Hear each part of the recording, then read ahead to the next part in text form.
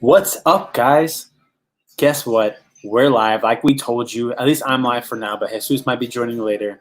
But we're live to talk about this Usman versus Masvidal main event. It's live, going down right now. So make sure that you get on ESPN Plus, order that pay-per-view, check out this main event, Usman versus Masvidal, 170 World Championship. Welterweight championship going down right now. Main event time, guys. UFC 251. Let's go. Join in right now. As you can, if you are watching live at the moment, Masvidal is making his way to the octagon with the Scarface theme, which is fantastic theme, by the way. I love it. So make sure you guys join in, guys. I'm hoping to hear from you guys. Drop in the comment section below. Let me know what y'all think. And yeah, let's go. Let's get it done, man. I'm really excited for this main event. This fight card has been fantastic, and this will be a great way to top it off if it goes the way that we all want it to go. So make sure you guys hit me up in the comment in the live chat, guys. Hit me up in the live chat. Make sure you share this, like this video, subscribe to the channel, by the way, and yeah, let's go. Let's get this night started. I love fight night. I got my beer. I got my drink right here. Got me a Coke and whiskey. Wild Turkey Long Branch. It's fantastic. So make sure you get your guys' drinks and let's get this started, man. I'm excited.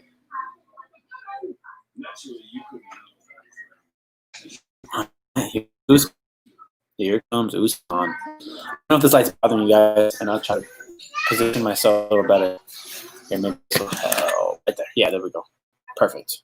Good thing flash is super friction note the same. That's how you flip the glass.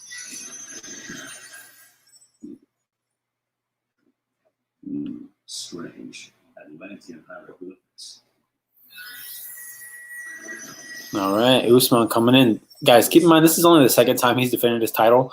So I am cheering for Usman. I mean, I'm cheering for Masvidal in this fight. And it's because I don't like the fact that this man didn't want to defend his title really at all. He's kind of ducking people, in my personal opinion. Maybe not in y'all's opinion, but in my personal opinion, he was ducking people. The fact that this fight took Gilbert Burns getting COVID-19 in order for us to get this fight is absolutely ridiculous. Dana should have paid Masvidal the money that he wanted, and Usman should have signed on the dotted line when he was supposed to. But you know what? We're getting it now, and I'm excited. 6 days notice. Don't forget that, guys.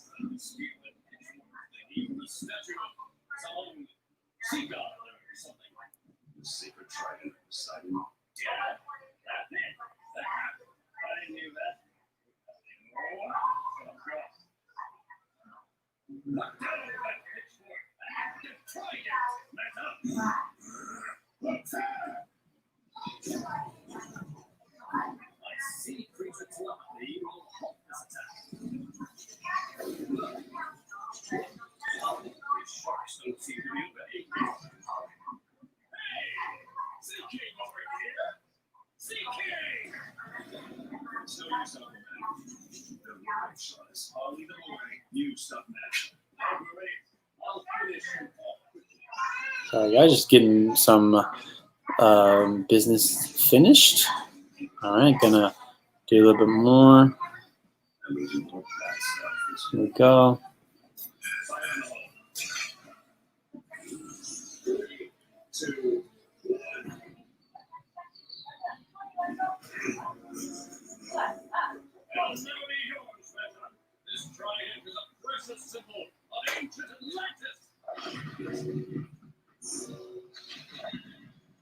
Also, keeps the statue of the site from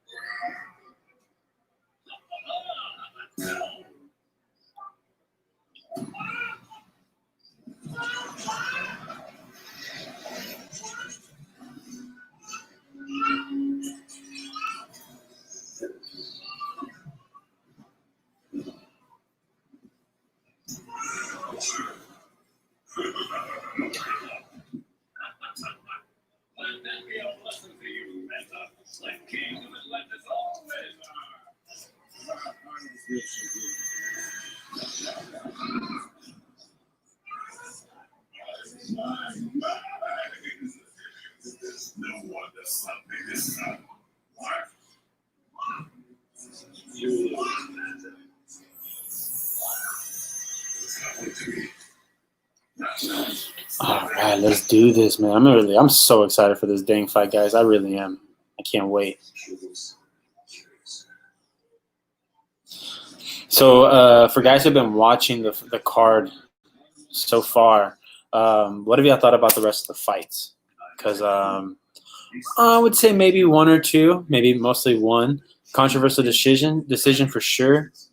Uh, yeah, I would say just the one. Kind of sucks, but it is what it is.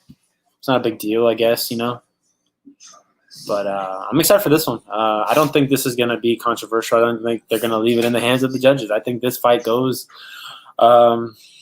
it ends exactly how it's supposed to. Where if it goes the distance, that means that Usman did exactly what he wanted, and Masvidal wasn't able to keep him off the ground. But man, if Masvidal can handle that, like I said in our chat in our stream last week, it's going to come down to that first takedown is going to set the pace. If Masvidal can kind of handle that first takedown right off the bat, then I'm gonna think that this is gonna go good for Masvidal.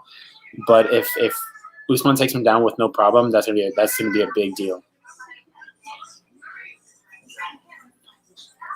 One more thing, guys. Sorry.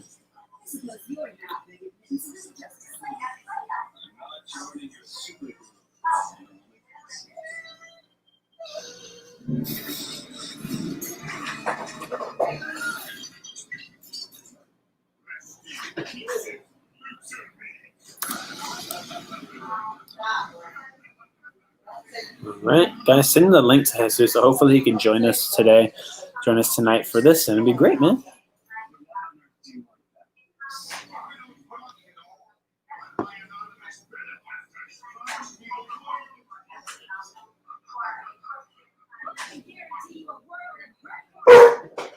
Sorry about my dog, guys.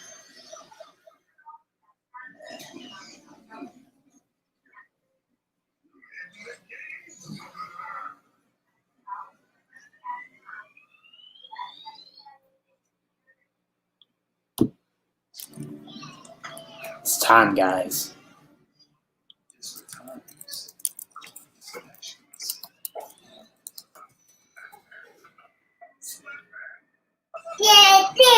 Yeah, you did it? All right. I hear my son in the background. Little buddy.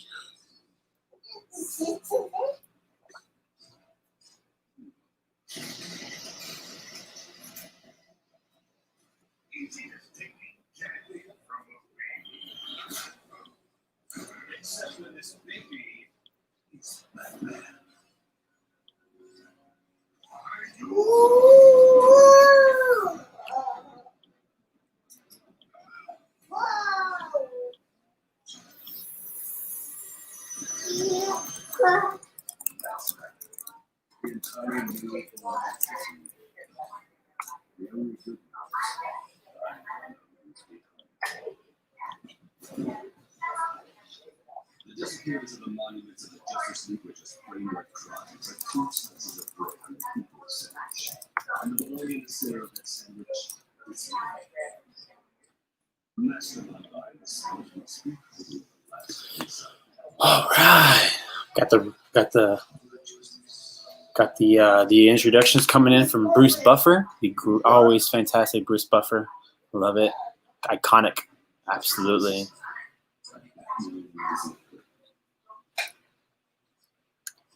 You can really tell these guys don't like each other, man. You really can.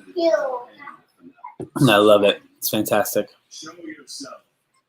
I don't need both guys to like each other for me to enjoy a good fight. I love these fights where they don't like each other. Let's go, Game Bread. Anybody else heart racing? Because mine is, guys. Jesus Christ, my heart is racing. All right, here we go.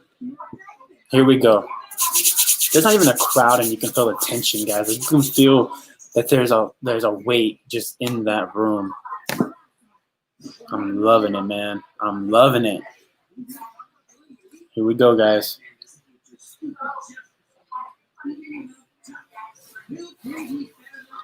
Here we go, guys. That's it. I'm telling you, it's going to come down to that first takedown attempt from Usman. Is he willing to do it, or is... But he's going for it. Yep, there goes that takedown. Man, but Masvidal was not allowing them. He wasn't letting them. He was giving them the elbows, but Usman on top is a big deal right now, guys. Those leg kicks. I knew he was going to catch those leg kicks. I don't know what Masvidal was thinking, but whew, here we go, though, guys. I'm excited. Nervous, though. Definitely nervous.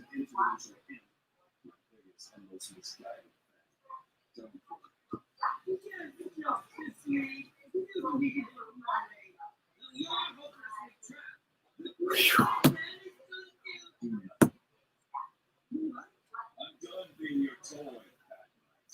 The Justice League is to be released immediately. Their superpowers are the key to undoing all that is wrong. Oh, man.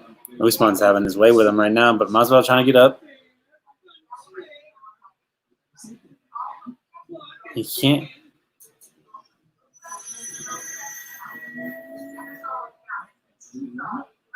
This is what Usman wants to do, guys. This is definitely what Usman wants.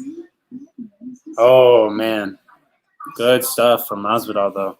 But, Usman's up right now, for sure. Don't go for those leg kicks anymore, I would say. Or do.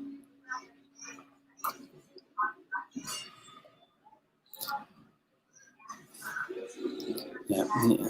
Anik says that Masvidal is an underrated grappler, but I would say that Usman might be an underrated striker. We saw him go five rounds basically with Covington, and was fantastic. Good knee though from Masvidal. Whew. Masvidal looks good.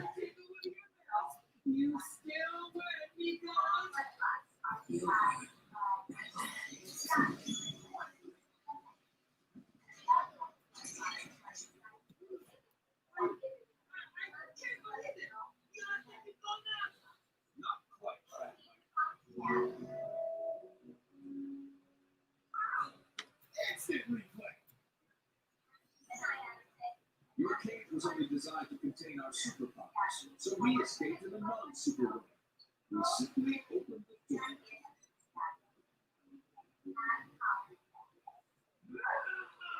Thank you very much.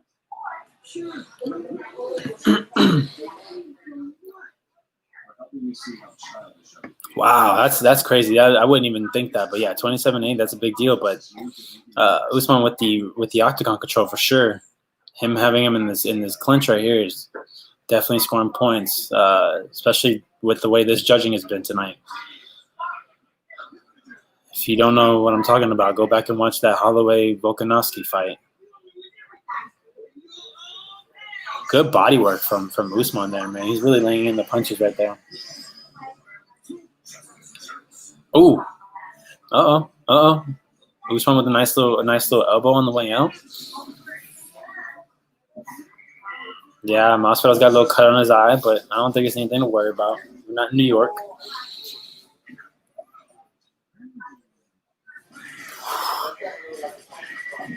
Don't fall in love with that, though, Masvidal. I would say that. Don't fall in love with that.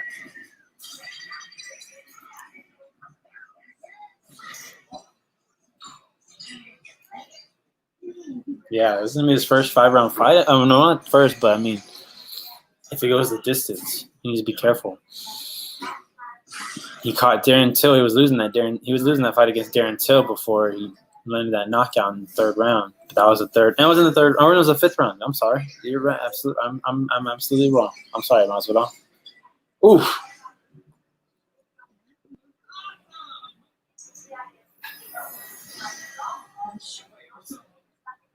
Oh, dude, Usman's getting clipped, man, for sure. Yeah, if I'm Usman, I would shoot. Good analysis, John Anik. I don't feel like I'm gonna turn the sound down. I'm gonna turn the sound off. I don't want to hear the commentating. I don't want to feel like I'm being swayed one way. This is a close one, man. That takedown was big time, but I don't know. Oh, those body shots are nasty though. Usman not taking them. This is a tough one to score. Interesting. Please tell me in the chat, how would you guys score this first round? What a first round, man. What is – oh, man. Let's go. Let's do – what is up, Ricky? How you doing, brother? Pretty good. Ready to watch the rest of this fight. I can't hear you, man. There we go. Sorry, you're a little bit on a delay, but it's okay. Yeah, man. How do you think of it? What you think of this first round, dude? I think you got to give it to Usman with the getting him right there at the very beginning with the Oh, the takedown, takedown? grabbing his leg.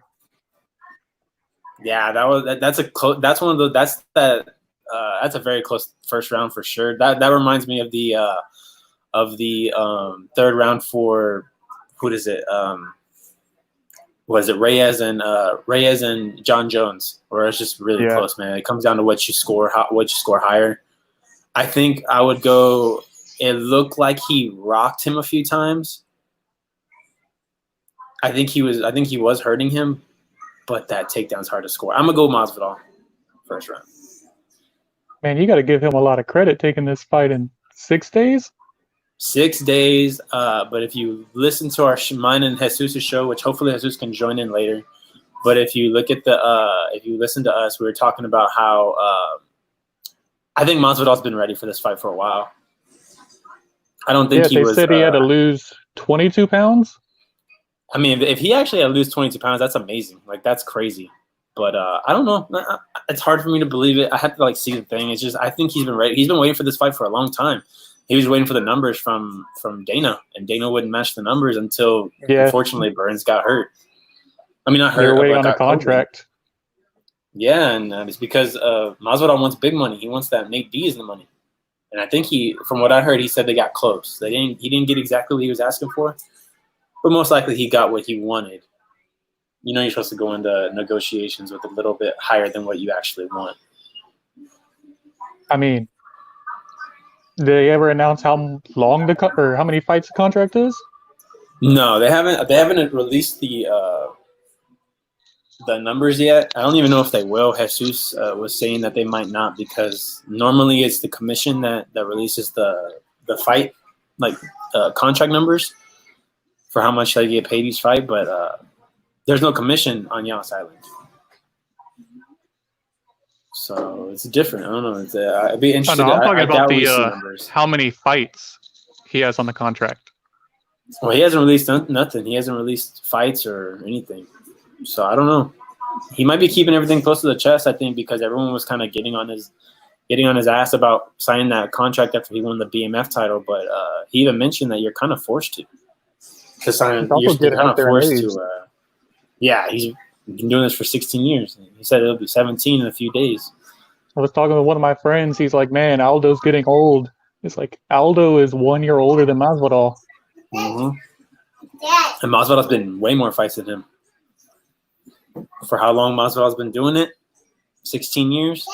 And he got the name Game Bread for a reason, you know? Yeah, but he's glad to fight. Yeah. Yes, Aldo was able to fight Aldo had a fight every year. One a year. Mm-hmm. Yeah, well, that's what happens when you're champion. That's why I'm interested. Is he going to be Game Bread if he wins this title? Right now, he's losing. Right now, I think in the second round, Usman's been able to handle him on the. Give me 1 second.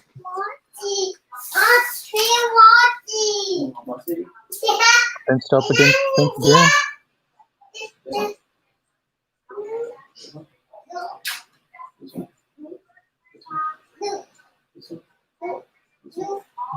Ooh. Good elbows in the clinch. Or shoulders.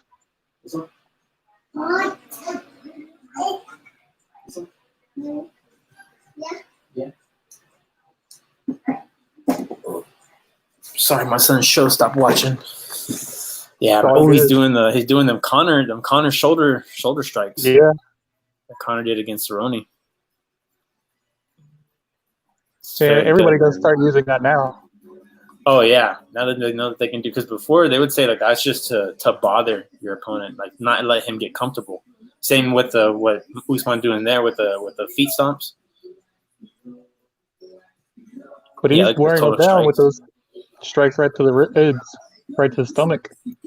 Yeah, no, that's gonna kill him. Dude, you see the strikes in the first round it was 49 for Masvidal. This round it's 49 for Usman because he can't keep him off of him in the cage, off the cage, man.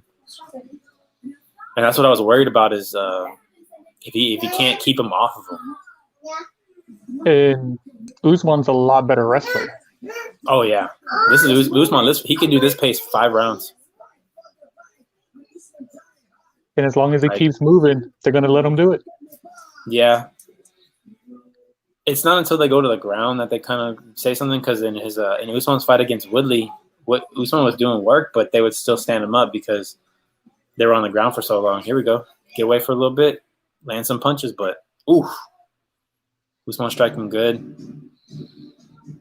Just Usman with the Ooh, smile there on you his go. face with blood going everywhere. Yeah, absolutely.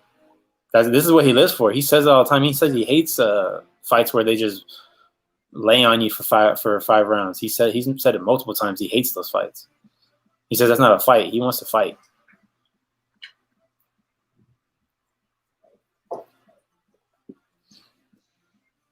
Man, if it turns into a slugfest, be a more even fight. Oh, if it turns into a slugfest, this is Masvidal's fight, but because even there he hit him a few times, but man, you can't look away from four minutes of what was that headbutt? That was a headbutt. But you can't talk down 4 minutes of just pure domination on the cage, and then 1 minute of a couple strikes. So that was Usman. So I got it 1-1. I'm assuming you have it 2-0. You got a 1-1. I have a 2-0. Yeah.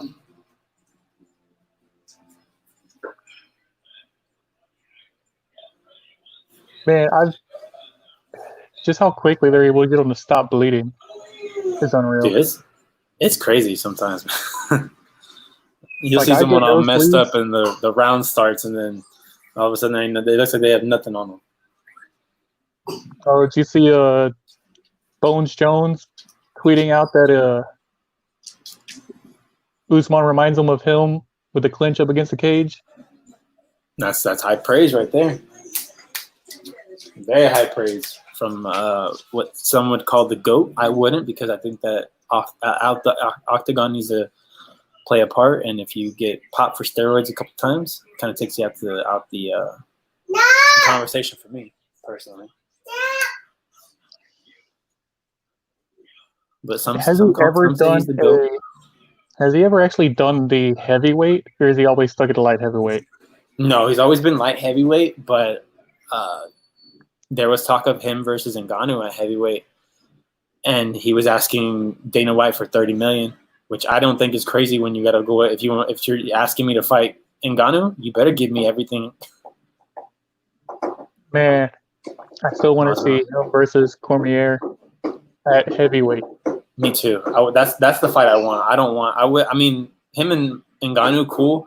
But the thing about Ngannou is if you can get past his power, like get away from his hands and push him into the cage and wrestle him for the entire fight, then you got him. But with Cormier, no, you gotta actually fight him. Man, that 5 minutes 41 seconds of clinch control time. Yeah, man, that's a big deal. That's a whole round. Like halfway through the third round, already have a round of control time. Mm-hmm. The thing is, man, like it's when they're striking, he looks like, and then he lets Usman get close to him. He needs to get him away from the cage, man. He really does. He's letting him keep him near the cage, and that's the problem, man. Because all he's got to do is he don't even got to push you that far. He doesn't have to push him that far to get him back onto the cage. There it goes, right again. That's the problem. I'm hoping Jesus can join after, because he's watching it on his laptop, so he can't join right away. Dude, I'm watching it or have it streaming from my tablet to my TV. Pull out my phone to be on here. I got it on my laptop. So I have it on my laptop, and I'm just like, I got the StreamYard in a different tab, and I have no sound on the fight. So I have no commentating or nothing. I'm just watching the fight. Uh-oh. Groin. Dang, this is Groin Island or something.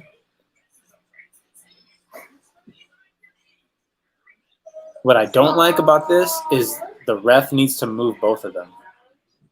And I've noticed Mark Goddard. I think this is Goddard. I've seen him do this a couple of times where he's supposed to move him to the other side of the octagon, to a neutral corner. Yeah. But him putting, them two together next to each other, that's not helping anything. You gotta get them away from each other. Man, I haven't liked the reffing so far. Oh, dude, that Aldo fight should have been called way earlier. You see him on the ground just taking a beating. Yeah, call it. If he ain't fighting back, call it.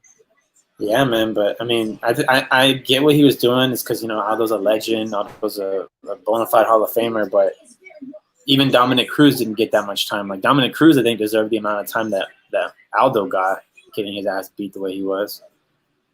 Because if you watch that Dominic Cruz fight, he was starting to stand up, and the ref called the fight. And this one, Aldo, the ref should have called it as soon as Aldo turned onto his stomach and started covering up and started turtling. Man, when someone starts turtling, you gotta call it. And he was taking nasty elbows. Like some of those like strikes on the ground were uncomfortable. Man, this fight, kind of wanted to see a slugfest, but I should have expected it. No one. Yeah, I knew Usman was going to do this for sure. No doubt.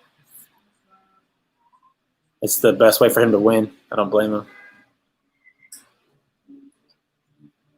Here we go. See, I think Masvidal needs to be in the middle of the octagon and stop letting Usman push him to the edge. He needs to control it because every time Masvidal gets about right here, Usman pushes for that like this. Boom. Yo, got him right up against the cage at the bottom. Mm-hmm.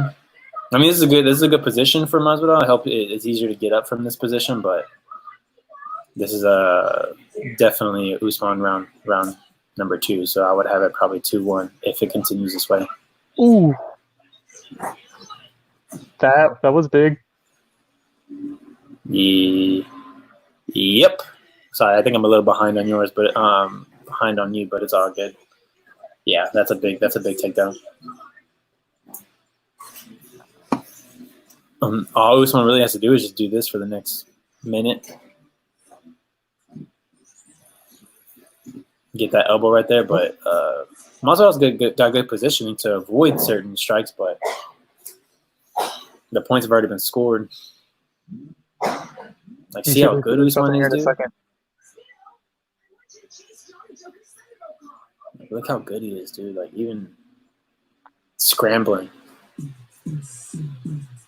Yeah, I think I'm like 30 seconds in front of you right now. But mine keeps jumping. That's all good. Because, I got 30 seconds left in this round. I'm at 23. Okay, we're not too far. We're about like 6 seconds. Man. Yep, Usman. Usman's fight right here. Yep.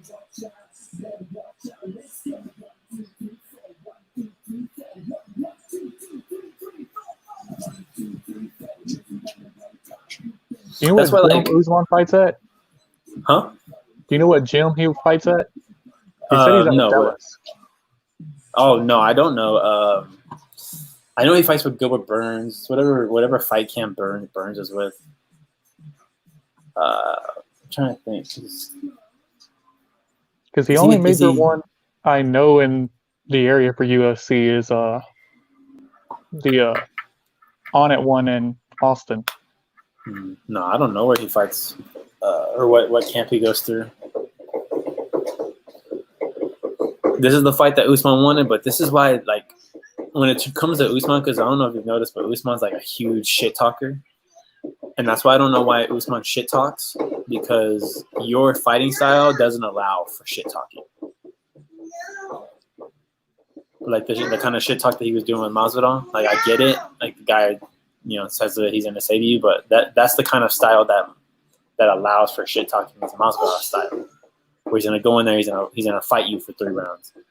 Usman's going to wrestle you and assert his dominance. But you can't trash talk me and say, yeah, man, I'm gonna fuck you up. I'm gonna wrestle you. That doesn't land as good. What was you know what Masvidal's other championship fights were? I just think he has this is his first welterweight title. I know that, and I think his first might even be his first title fight here in the UFC besides the BMF title. BMF. Was that Yeah. 5 rounds? Yeah, that was 5. That was 5, but it got stopped in the 4th, I think, and pretty early in the 4th because of a cut. Yeah, this is in New York. New York is known for not great stoppages in terms of cuts. Yeah, that was the one that they did at Madison Square Garden. Yep. And With New the York rock is there and everything. Yep. And New York is known for those for the doctors kind of stopping it early, but dude, Usman's destroying him on the clinch, man. He's not even really doing he's doing damage to the body, but that's it. But this is all he has to do. Usman was just getting in trouble for fingers in a cage. Oh, was he?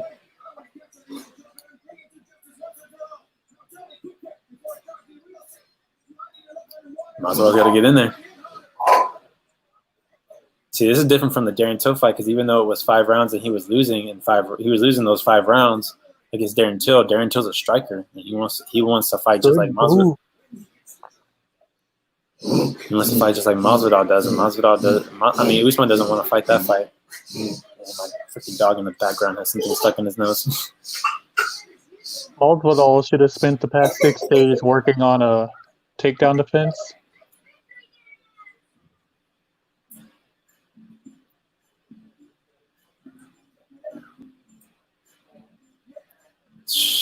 Dude, he's been able to get out of the clinch, and then once he gets out, it just goes right back in. Yeah, you got to be able to keep him out. Damn, man, this is not. I mean, this is the fight that I was expecting, but not the fight I wanted. I mean, Usman's doing doing exactly what he needs to do to win. And I don't blame him. I'm not mad at him, but damn, this isn't what I wanted. It's like even there, like Usman, he'll go high, go low, and then go back down into the clinch. And then he's doing that Connor thing of just doing enough to make sure that the ref doesn't push you off, doesn't pull you off. Ooh, that was a good elbow. So that's what Masvidal has to do. He has to make it uncomfortable, like make it where if Usman's in there in the clinch, start throwing some bows, man. Make him know that you're not asleep.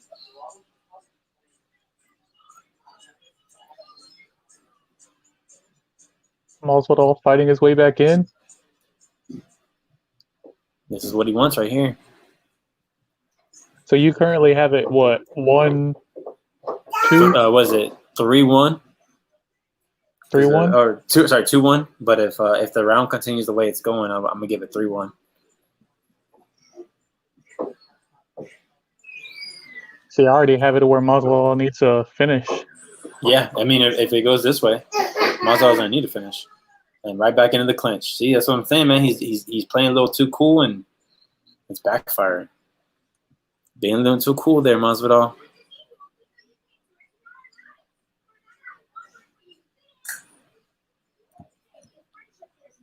Right back into the clinch.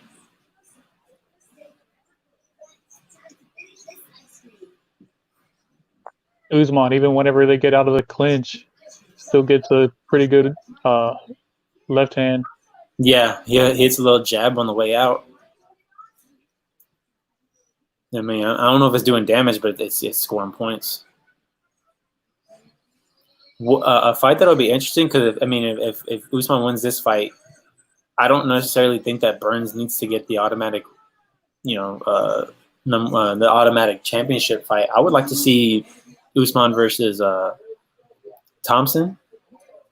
Stephen Thompson, and then put Gilbert. Yeah, and then put Gilbert Burns up against like a Leon Edwards, like two up and comers, 2 young guys that are looking to get to that top tier.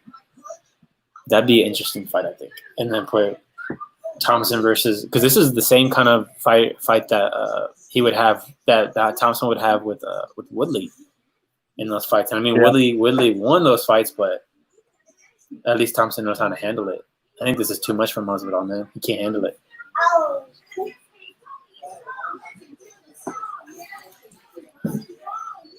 Especially not 6 days, having to travel halfway across the world. No, me and Jesus talked about Masvidal doesn't lose in this fight. Like even if he loses, all he has to say is, "Man, I took this fight on 6 days' notice and went 5 rounds with him. Like Yeah, give me a full fight camp and I'll handle this dude. Like that's easy. Like that's you don't have to do much to honestly get a rematch." And Usman, what his the next fight question, he's so good. yeah, and the question for people can ask Usman is, "Hey, why didn't you finish him? Like you had him up against you had him up against the cage. You were dominating him. Why didn't you finish him? Like you were talking all this trash about how you wanted to put him out, and you didn't do it." It's definitely something that can be said, and that's something I would say honestly too. That's why I say if you're a wrestler, don't talk because your style don't fit talking. Doesn't fit talking. Usman's corner is right here telling him, whenever you get in the clinch, start using the elbows.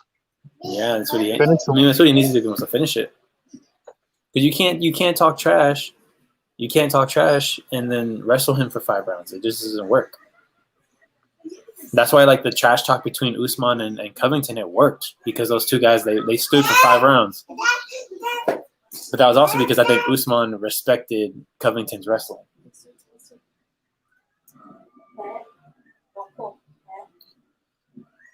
Masvidal just looks tired, Uh-huh.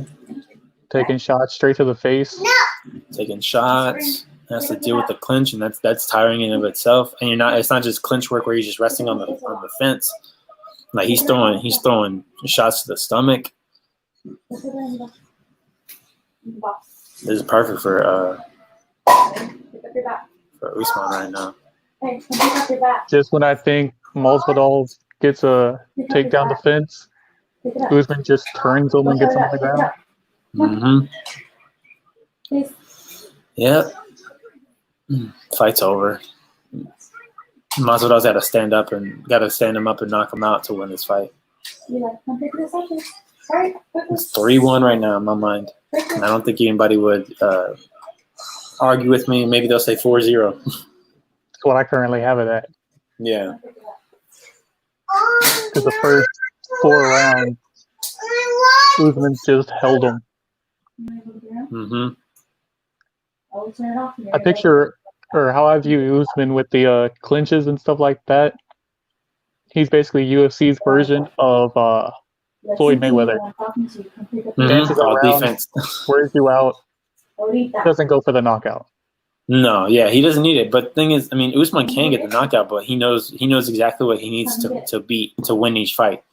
So like with Woodley, he knew that he had superior wrestling. He's younger. He could ragdoll him, and that's exactly what he did for those 5 rounds against Woodley. He ragdolled him for 5 rounds. Against Covington, he was like, I'm not letting it go to the ground because this dude can, he has good wrestling. He can wrestle me. Probably him and Covington actually might be a little bit equal in terms of their wrestling. Like, that's how good they both are. So all he had to do was just keep him standing, and that's exactly what happened. He ended up getting a TKO because he broke Covington's jaw. This fight, he had to put him in the clinch. Doesn't have to wrestle him really. Just put him in the clinch. Throw some strikes here and there.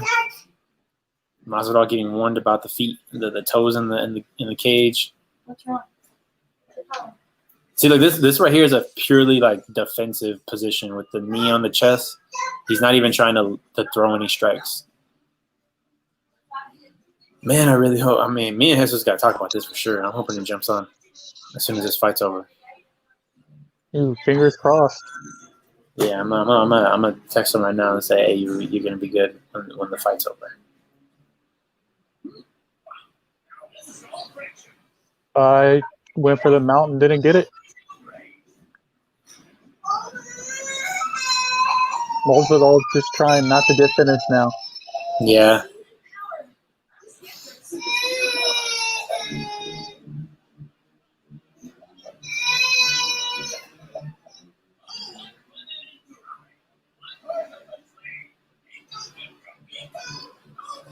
Man, dude, I was trying to get what's up? Go ahead. Oh, I was saying I was trying to get Andres Cabrera, Ace, from the movie Trivia Schmodown on tonight, but he said he's watching the fights with his family. Man, you're just making the big moves. I'm trying, man, because I heard like I watched one of his streams with the meaning of him and RB3 and Sabrina Ramirez, Yeah. and they were talking. He mentioned that he liked MMA, and I was like, oh man, I gotta hit this up. So I hit him up on the Streamlabs, and he was like, yeah, I love MMA. And then I messaged him on Instagram, and we don't go back and forth all the time, but like I was like, hey man, like after his matches, because he's been running through the Star Wars League and that Star Wars tournament. Through. I love it. And so I was like, hey, man, I'll try to get him on the stream. But I assumed when he said he was busy, he was probably studying for Star Wars. So, Masvidal knows he doesn't have that much time left. But, so I've been trying to, I'll hit him up every now and then and say, hey, you want to get on? But he's usually busy. And I don't blame him, man. The Star Wars League has got to be hard to study for. Man, but he lives and breathes it. Mm-hmm. Dude, I was so happy. Even though I love Andrew Di Malanta, I was so happy that Ace won that, and I was surprised because that last question, I thought Di Malanta had it. All right, Usman wins. Yeah, Usman got it. I got it 4-1, but you had it 5-0. A little bit of respect, but that they're also jawing back and forth for sure. So I just texted Jesus, see if he'll pop on after. I also sent and Jesus said he'll be good to go after the fight, so he should be on soon. So don't worry, guys. I guess Jesus, Jeezus, will be on soon. We'll get and we'll talk about the whole card because I think this is a great card up and down, especially the main card. The main card, I don't think there was a bad fight. Man, why was this? You know why Joe Rogan wasn't there? Because it's in Abu Dhabi. He don't travel no more. He stays in the States. He stays in the States and only does pay-per-views now. I turned it on. I was like, wait, that's not him. Yeah, I thought they were going to do everything on a delay for Abu Dhabi instead of flying too many people out. They were going to do announcing by stream. Nah, man. I figured they're gonna do it live because the last time they did it like live in Abu Dhabi, but they did it evening time in Abu Dhabi, was the Poirier versus Khabib fight, and I don't think that fight did great numbers because that was like in the middle of the day and it was a pay-per-view. You can't have a pay-per-view in the middle of the day for America. Yeah, it was Saturday. It was Saturday, and it was at noon because I think I got out of work right when I got out of work. That fight started. The main card started. So that means the damn prelim started about 10 o'clock, 9 o'clock in the morning. And they didn't do great numbers.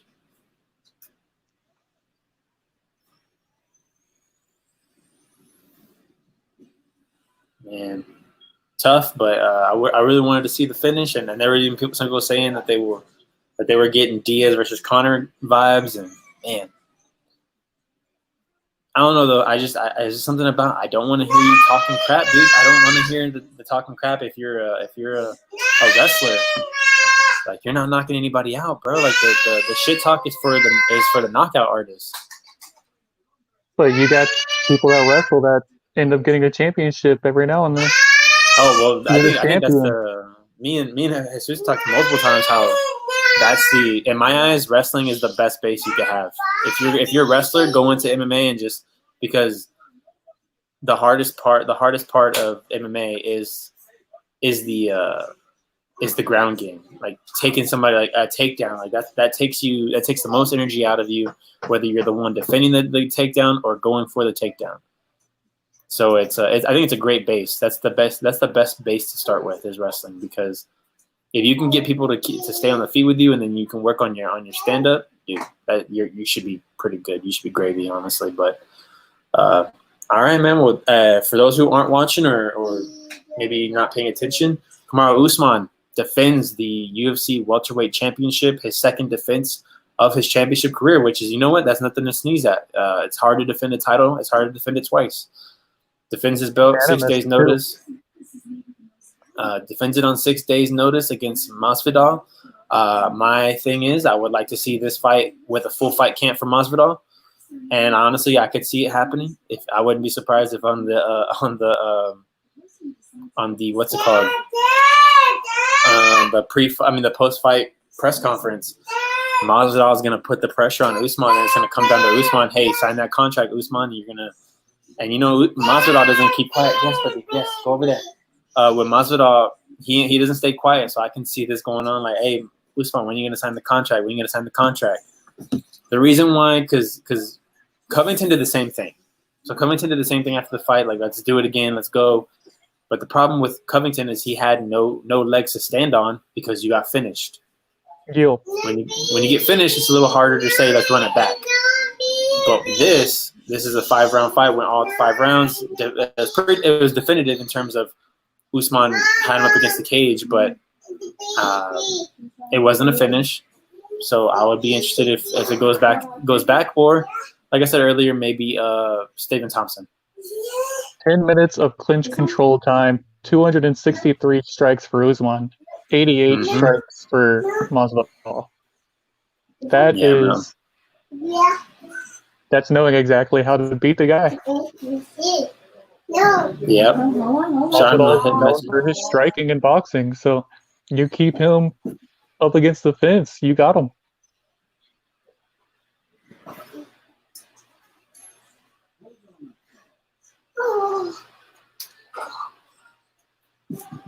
So where's Jesus to talk about Street Jesus?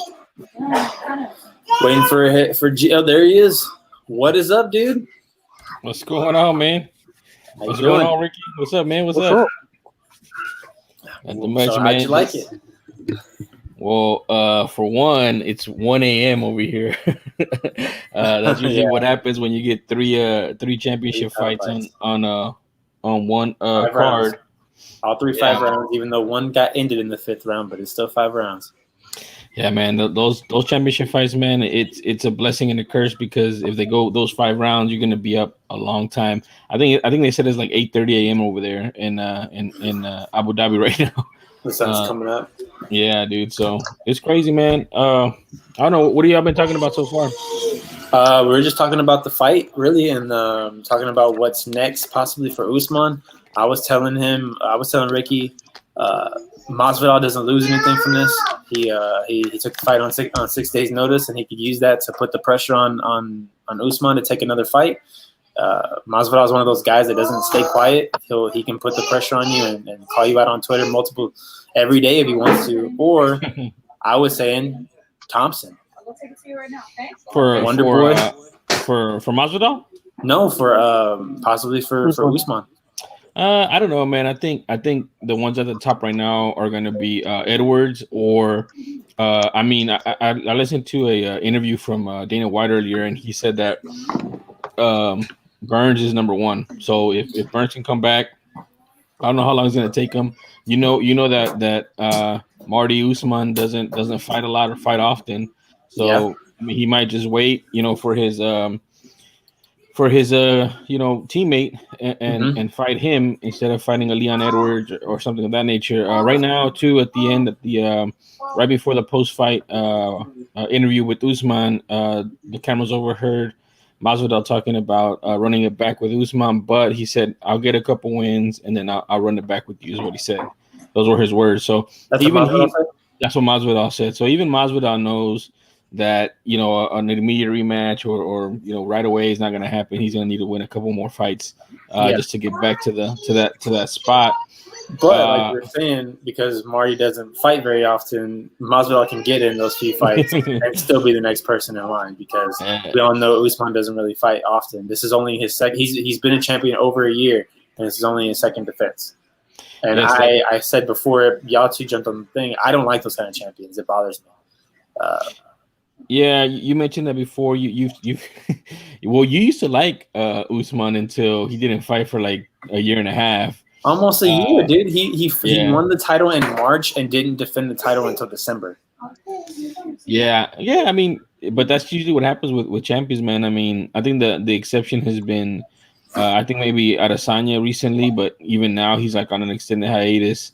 I mean, pretty much everywhere up and down. Oh, I think John Jones for a while wasn't taking too long in between fights when he was trying to clean out the division. But yeah, I mean those those champions, they fight once a year, maybe twice a year. We get lucky, and Usman is taking full advantage of that, man. But credit to Usman for taking the fight on 6 days' notice.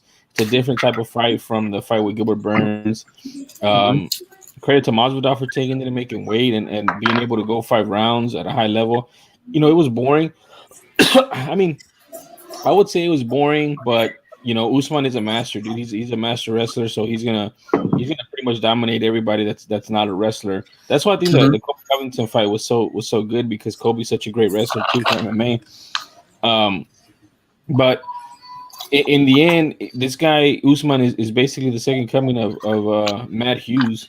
Matt Hughes is a dominant wrestler, limited striking, even though Usman has a little bit better striking than a Matt Hughes. But it's the ultimate equalizer, man. If you can't wrestle, and again, credit to Masvidal as well, because he didn't get taken down every round. He was able to stuff those takedowns. I think at one point in the 3rd round, he was 7 of 8 on stuffing takedowns. So that's a credit to him as well, man. Because again, Usman is probably the best wrestler right now. Probably in MMA, maybe maybe for sure in the division, maybe in the UFC. But he's definitely a great wrestler. So credit goes to Masvidal as well for stuffing those takedowns and kind of putting up a tough fight on 6 days' notice. Yep. But I mean, there's a lot out there for both of them. I like to see Masvidal fight some other. I mean, he has that Kobe fight out there, man. I'd love to see that fight between Kobe and Masvidal. That's a great fight. That's not going to be like this fight. I don't think Kobe can do what Usman did to Masvidal. I honestly think Masvidal probably takes that fight, because Kobe likes to strike so much that he's going to go up against a real striker. And you saw in the first round, if you try to strike with Masvidal, he's real sharp right now, man. He's on point. He's fast. He's creative. He's powerful, which is also interesting because, again, I told you before too, I think on our last stream, that Masvidal is really a 155-pounder, not cutting weight to 155 pounds. He just, he's not the biggest guy. You can see his definition is not as defined as Usman. But man, he was strong in there. He was able to fend Usman off, and again, he won the first round. So I mean, that's something to take. I was going to ask you, because me and Ricky disagreed. I said that he won the first round. Oh, Ricky dipped out, but I said he won the first round. Ricky said that he thought that Usman won that first round. I understand it, but I also think that the shots that Usman, I think the shots that Masvidal landed on Usman set the pace for Usman. That's where Usman clicked and said, "Okay, I'm gonna go in and I'm gonna push him into the cage." The entire time, yeah, like you said, most of the takedown attempts, quote unquote attempts, they usually ended up in the clinch, because Masvidal went right into the cage. The problem is everyone's gonna start doing it. Ricky made that point. Hopefully we can get Ricky back in. But Ricky said that since Conor, that's what you're gonna see most of the time in those clinches, I think, is those shoulder strikes. And them guys throwing the shoulders, even though it's not gonna do the same damage that Conor does, but it shows that it keeps you active. And that's one of the things that Usman had the problem with against Woodley, was his fight kept getting stood up. Yeah. I mean, I see that as well. The other thing, the difference too between McGregor's shoulder strikes and these shoulder strikes is McGregor was in the middle of the cage, man. He was in the middle of the cage and he was basically launching himself like a rocket going up. This is in the cage. These shoulder strikes don't hurt. They suck. They're just stay busy, and to bother your opponent. Yeah. And for me, man, like, I mean, I respect it a lot, dude. I've told you, this is a master at work. He has great wrestling. His clinch game is not the greatest. It's just control and like you said, foot stomps and shoulder striking. But I wish we lost you there, Ricky. I think he switched rooms. Yeah, I got you. But Jesus is just talking about what he thought about Usman's style of fighting. Go ahead. Yeah. So what I was saying, Ricky, and I don't know if you agree. I think Alec was saying that you scored the first round for Usman. I had it for Masvidal, just for the amount of damage and the amount of strikes. I think he outstruck him by a significant margin. It was like 49-20 something in the first round. Yeah, it was like 49 to something, because then the next round was 49 for Usman. Yeah, so throwing those body shots. Yeah, so I think that's why I probably would give it to Masvidal. And what we were talking about was the shoulder striking too and the clinch, and like I was mentioning, he's a master, but I mean, I still can't get past sometimes how it's boring and it's not a lot of action, it's not a lot of damage. It's kind of point fighting in a sense. In some of those instances when he was clinched up against the cage with Masvidal, I'd like to see them break it. And like for me, I don't want it to be a standing fight. Like, oh man, let Masvidal go in there and knock his block off. I'm just saying, if you're a wrestler, wrestle him down. And he did a good in the fifth round. I think he did a great takedown. I guess he just hadn't adjusted to it into the fifth round, but he put him up against actually, and they told him too in between. They said, you need to do your chain wrestling. And he took him in the clinch, and then he got him down, and then he turned the corner and he took him down. That was the beginning of him having some top control in the fifth round.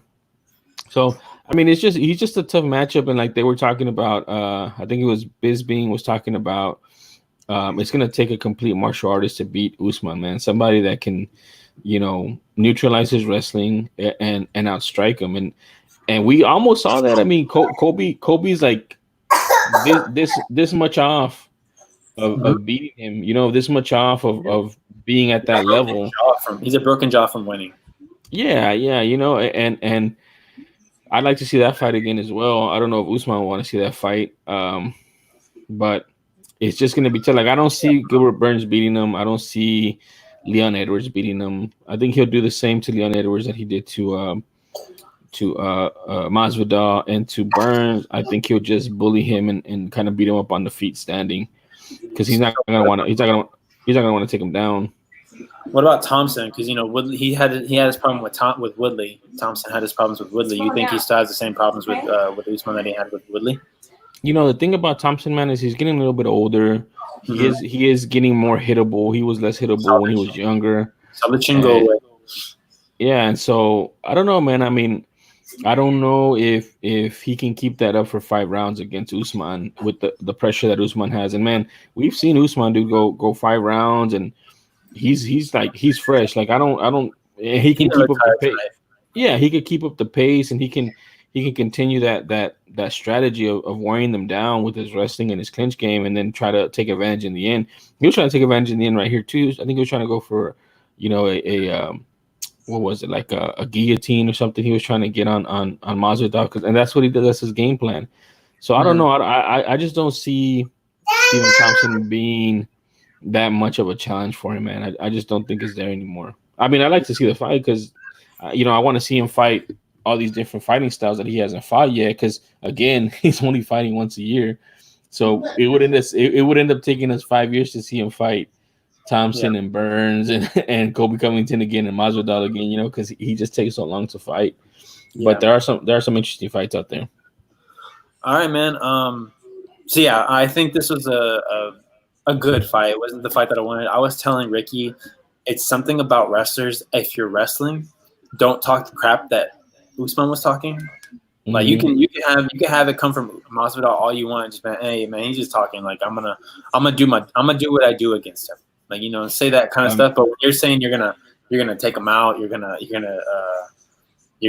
end hit like turn him all like knock him out in the first round and stuff like that. Things like Usman was saying. It's just not a good look when you talk like that and then you grind on the guy for 5 rounds. Once again, all respect to what Usman does. What Usman does is what he needs to do. When he ragdolled Woodley, he knew he was a superior wrestler, so he went in there and he ragdolled Woodley.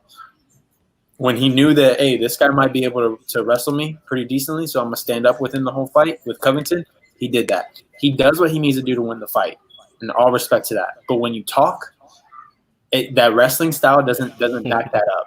Like, you know what I mean? Yeah, I mean, it's the whole Curtis Blades things, too. Curtis Blades did the same thing, talking to that mess that he ended up, winning a boring decision. Once again, all respect to him, because that's hard. Yeah, well, yeah, exactly. Especially at heavyweight, So I mean, I definitely understand it, and I struggle with it, man. I struggle with it because I'm human. I want to see highlight reel knockouts. I want to see great striking fights, like the one we just saw, Peter Yan and Jose Aldo. That was exciting the whole time because they were fighting, inside of a phone booth pretty much the whole fight. It's even why kind of want to see him lose, like in terms of Usman. Like you end up not liking the guy because you're talking a little more than you should be. You should probably go more toward. And this is unless this is what you want, because if that's what you want, then you know me with the character work. If that's what you want, do it by all means. I don't give a shit.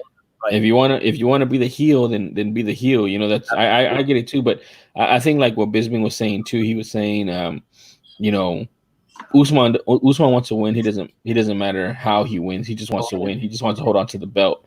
You know, and I mean that's what it is with Usman. And I don't necessarily want to see him lose. I want to see him challenged. You know, like the Kobe Covington fight so far right now is his best fight.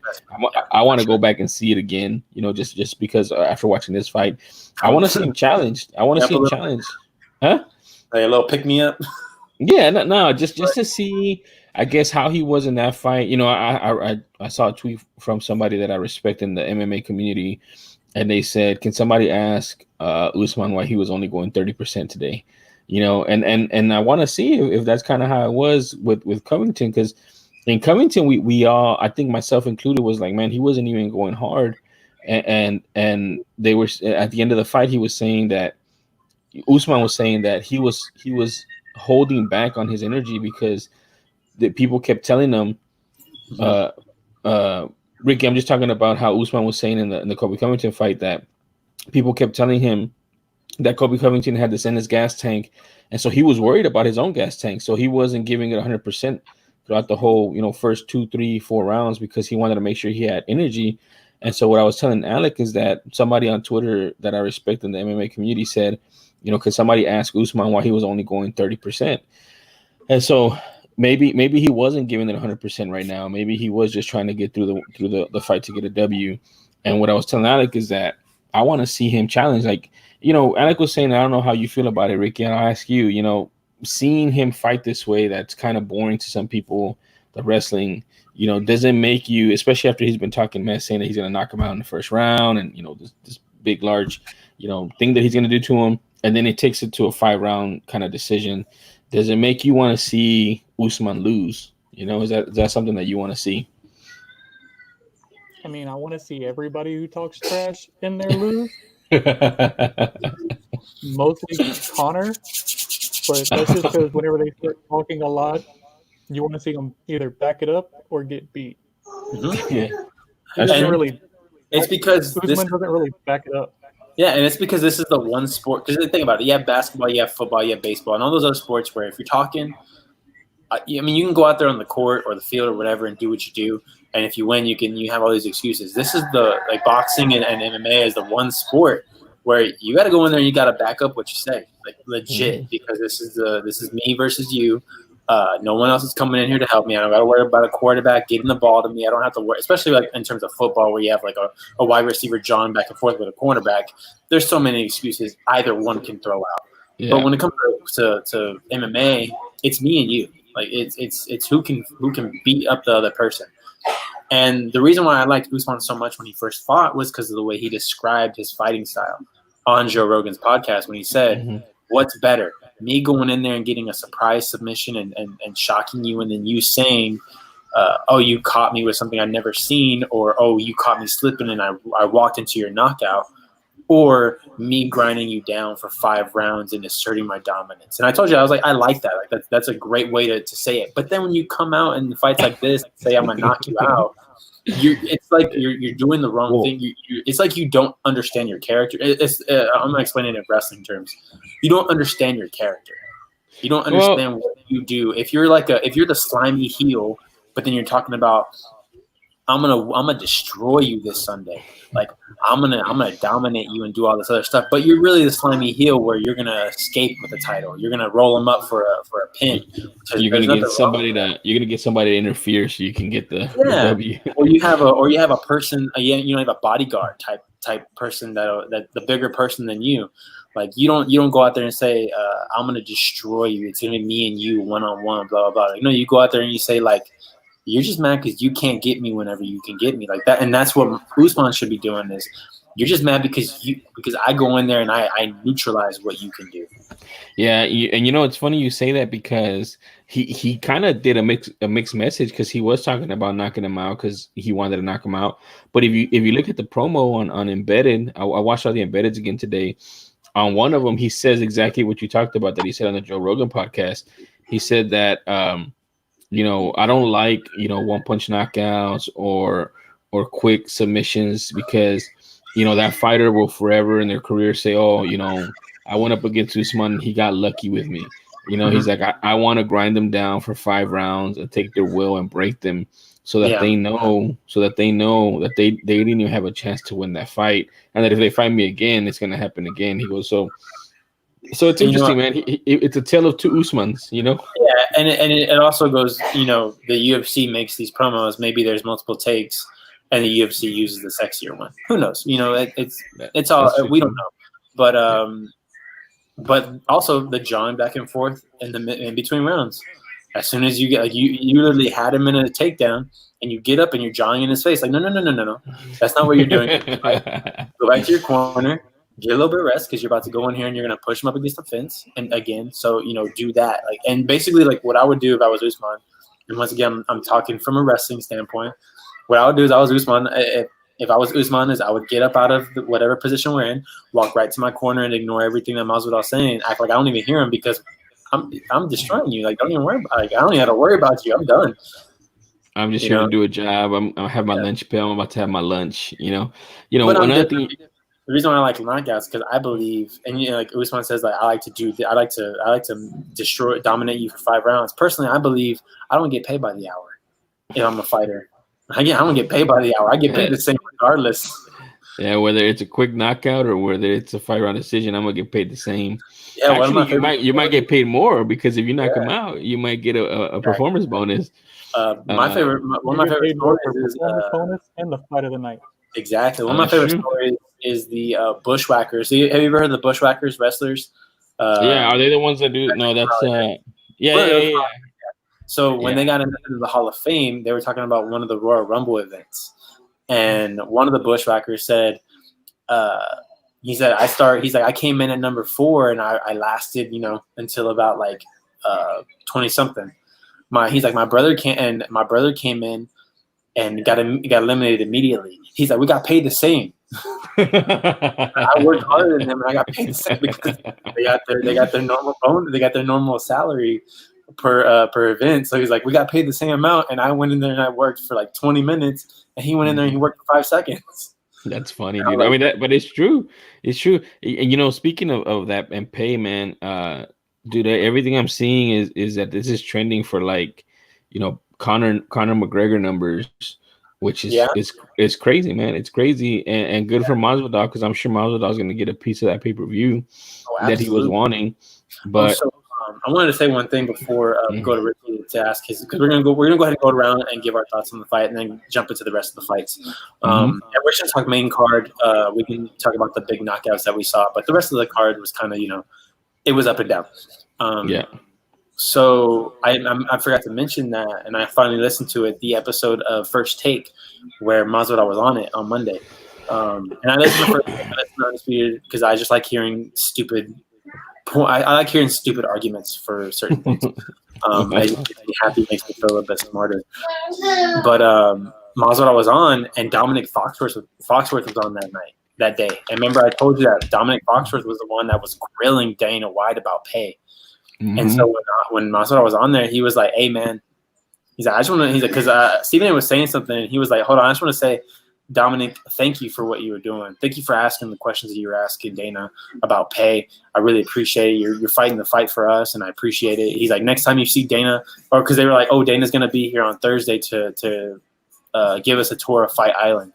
And I don't even think Masvidal was supposed to talk, but he was like, that was when Monte Kieran was talking. And then Masvidal was like, "Hey, and Dominic, ask him those same questions when you talk to him." Go ahead. I was just gonna say, man, it's a needed conversation. One thing that Dana White said this week that pissed me off, man.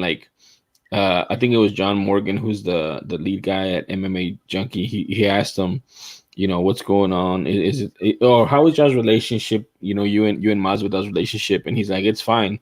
He's like, this has been happening for 20 years, and it's gonna happen to the end of time. He's like, I don't. He goes, you're never gonna see or hear a fighter say, hey, Dana, you're paying me too much money. You're never gonna hear that. And it's just such a cop out, man. Like his argument and he's. But I mean, it's smart. He's a promoter. He's reframing it. And that's not Mhm. even the point. It's not about that. It's about, and maybe that's how he sees it, and that's why it's messed up. But it's just they get paid. I think I sent it to you, Alec. I don't know if you know about this, Ricky, but that there's a UFC antitrust lawsuit that's been going on, and it got to discovery, and they didn't want, and they still don't want to settle. So the defendants, which at the time was like Mark Hunt and some other fighters, got a bunch of the financials for the UFC for 2017 and 2018, I believe. And in 2017, they paid out 19% of their gross revenue to fighters, and in 2018 they paid out 17%. So it actually went down. And the reason why is because there's no mechanism in place to pay fighters more if they get more revenue. So no matter what money the UFC makes, the fighters are still going to get paid the same small amount. And the more you make, the less percentage is going to be for the fighters, which I think is just it's bullcrap, man. They're the product. They're the ones that we tune in to watch, and That's where just a union comes in handy. You have a yeah, union. yeah. I mean, if you guys, I've been beating the drum for a union for years, man. You can check my Twitter. You can check this show. Back when we were on Sundays. Dude, they need a union so bad, and I don't know if they're gonna be able to do it or not because it's so. I mean, and the thing is, it's still a young sport, and I've seen stuff change. Like stuff has changed in boxing as well, to kind of consolidate. So it might, it's just gonna take somebody big in either government to say, hey, I need to expand the Ali Act to MMA, which that might happen sooner rather than later, and it's also might take some fighters to band together that are high profile. And we almost got that. I mean, Masvidal, John Jones retired, his Cejudo retired. Those are like some top tier guys that drawing eyeballs retiring because of pay. Maybe they band together and they create some sort of a fighters union to start off with. Maybe it starts off in Bellator or something. I don't know, but it's definitely something needed, man. Because these guys, again, they're putting their life on the line. They're shortening their lifespan by getting hit on the head so many times and getting knocked out. I mean, you heard the guy, the first guy that fight of the night who knocked out that guy named Day. He had a broken jaw, and the cameras caught him talking to Dana and telling Dana, a 50K bonus will change my life. It's life changing is what he told him. And how sad is it to kind of like hear him begging to Dana to give him the bonus, and he has a broken jaw. You know what I mean? Like he's gonna have medical bills on top of that, which they're gonna take care of for the most part. I still think they do, even though they're over there. But they're gonna take care of the medical bills. But still, he can't fight. He can't do anything. And just to say that 50K is life changing. I mean, you're on the biggest card of the year, and you're begging your boss for a bonus. It's just a bad look, man, all the way around. And I really do think they need a union at least. Yeah, absolutely. So, guys, I'll go ahead and we're going to go to Ricky and Jesus to talk about what their thoughts on the fights. So go ahead and start with Usman versus Masvidal. I'm going to go to the restroom, but I can still hear you guys, so I got you. But just All right, y'all go before I ahead. get to the fights, but they really needed a union for a while. Going back to even whenever they signed a deal with Reebok, that didn't help anybody but the lower level fighters. It kept the fighters that were higher up from getting sponsor money. Yeah, now well, they're only able to do Reebok and Monster on their clothes now. Yeah. Well, but the thing is, Reebok's exclusivity or contract with the UFC runs out at the end of this year, but they extended it until April of next year. And the new one that they just announced that's going to take over is Venom Fight Clothing or Venom Fight Gear or what have you. And I don't know if you've been around MMA for a while, but Venom was a big promoter of clothes back in the day. I'm talking about like 05 to like 2010 or 11 or something. And I don't know what they haven't released what the contract is, But the UFC did say in the statement that fighters are going to get paid more than what they were getting paid in Reebok. And I don't know how much more. It could be $1 more. It could be $1,000 more. I don't know because we don't know the details of it. I'm glad that they're getting more money, but even then, it's still, even through the Reebok deal. And Reebok said it when it came out that they provided a statement that the UFC is the one who put the restrictions on how much fighters get paid, not Reebok. So like Reebok was like, don't put this on me, don't put that evil on me, Ricky Bobby. They put it It was back on the all on UFC. UFC. Yeah, But the UFC so got paid more and limited what the fighters were able to get paid to begin with. exactly. Yeah. Whenever So you used to have a fighter sign a big contract to wear Bad Boy or Tap Out or Venom. yes, dude, I remember hearing going back that. to Peroni with Budweiser and Bud Light on everything. Yeah, or even John Jones who was able to get Nike. That means that Nike was willing to sponsor fighters because they knew that they were up and coming. And he had a huge, I think it was like a $5 or $10 million deal with Nike overall for John Jones, and they were going to start making shoes and all this crap for him. And then he got in that accident and ran away and hit a pregnant lady and broke her arm. And they just dropped him like a sack of rice or something. But yeah, man, they were getting big deals, and then the UFC said no because the whole thing with Dana White is Dana White wants to be like a league, like MLB and NBA, NFL, but he doesn't want to pay his fighters like they pay their fighters. He doesn't want to take care of them like they take care of them, and that's the problem. All right, guys, you want to know who I want to do the clothing for UFC from now on? Who? Disney. You have a big deal with the ESPN. Get the Marvel. Let's get some Marvel themed gear, man. Come on, have some fun with your gear. It's so boring. It's so bland. It's all black. It's all white. It's all gray. It's all green. It's all yellow. Dude, it's so whack. I mean, Thug Nasty's been asking for camo shorts forever. He's finally gonna get them, and they're about to be gone because he can't. He had to do a tornado and a tornado and a half. Yeah, get it. Like a twister and a half. He had to do a twister and a half to get the damn shorts. Like but one of the hardest submissions to get. He had to do it once and like 5 times in one fight. Just the guy was tough as fuck. So he's only gonna get to enjoy it for maybe a year or less since the Reebok deal is up in April of next year and the Venom deal starts. I'm interested in the Venom deal, man, because again, Venom is it's like they were a combat sports company. I think they make boxing gloves. They also make punching bags, and also their gloves are way different. So they have a glove that doesn't let the thumb and the fingers extend. So they're more like this. Yeah. So I think we're going to see less eye pokes, hopefully. Yeah, definitely. Are there any gloves that we can use to get less groin shots? Because that's what we saw a lot tonight. No, there's not. I've scientifically proven. I've read a lot of journals that it was actually the bigger octagon causing the cup shots today. I mean, it's science. I can't argue with it. I don't make up these rules, but we haven't had a bigger octagon in a while. And now with the bigger octagon, we had a ridiculous amount of cup shots, man. And on top of that, too, man, I don't know if you noticed, too, which I don't know if Masvidal is going to say anything about it. But, dude, he was getting headbutted a lot, man. He had 2 huge cuts because of headbutts, man. Yeah. The fact that you say something, at least warn them, like, hey, man, watch the headbutts. That's it's kind of bad. And I noticed at least one of them I saw. And they replayed it, and I didn't have the sound on. I was watching without the sound. I was watching it Shannon Sharp style. That's how you should watch it, man. Yeah, and that was cool because I think there were a few times where I was talking about myself and I said the same thing that John Ennick said, and I was like, "Damn, that sounds like I'm copying."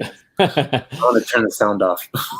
Yeah, man. Both of them were. So he had a cut on his left eye and his right eye, above his right eye, and both of them were caused by headbutts, man. And headbutts are I mean, they take a lot out of you. Number one, I mean, if you're getting hit that hard to break the skin, number one, and number two, with the blood, I mean, they can change the course of a fight. I don't think they change. Well, I don't know. They might have changed the course of this fight because I think he got cut in the first and he got cut in the second with the second one. So he won the first round. I mean, yeah, I don't know. Let's go ahead and talk about the fights, guys. So let's go ahead and start with Usman versus Masvidal. And as always, I have my trusty. 1 second. Give me a second. I'm not as fast as this as I wish I was. Here we go. I got my trusty rankings. There we go. I got my trusty rankings here. Let me go ahead and move to the welterweight right here. So as you can see right here, the same guy, Kamaru Usman, and still champion. Take nothing away from him. We got Kamaru Usman, but so this fight, it's a good fight. It's not a great fight. It's not a bad fight. It's a good fight. The two guys, you got to see a little bit of the punching, got to see a little bit of the exchanges, but Usman went in there and did exactly what he had to do. What do you think about this fight, and what do you want to see next from both guys, from both Masvidal and Usman? So we'll go two different things. So we'll start with Ricky. What do you want to see next from Masvidal? And look at you can see these. Yeah, let me see if I can actually. I don't know if I can zoom in, but tell me to scroll down if you need me to.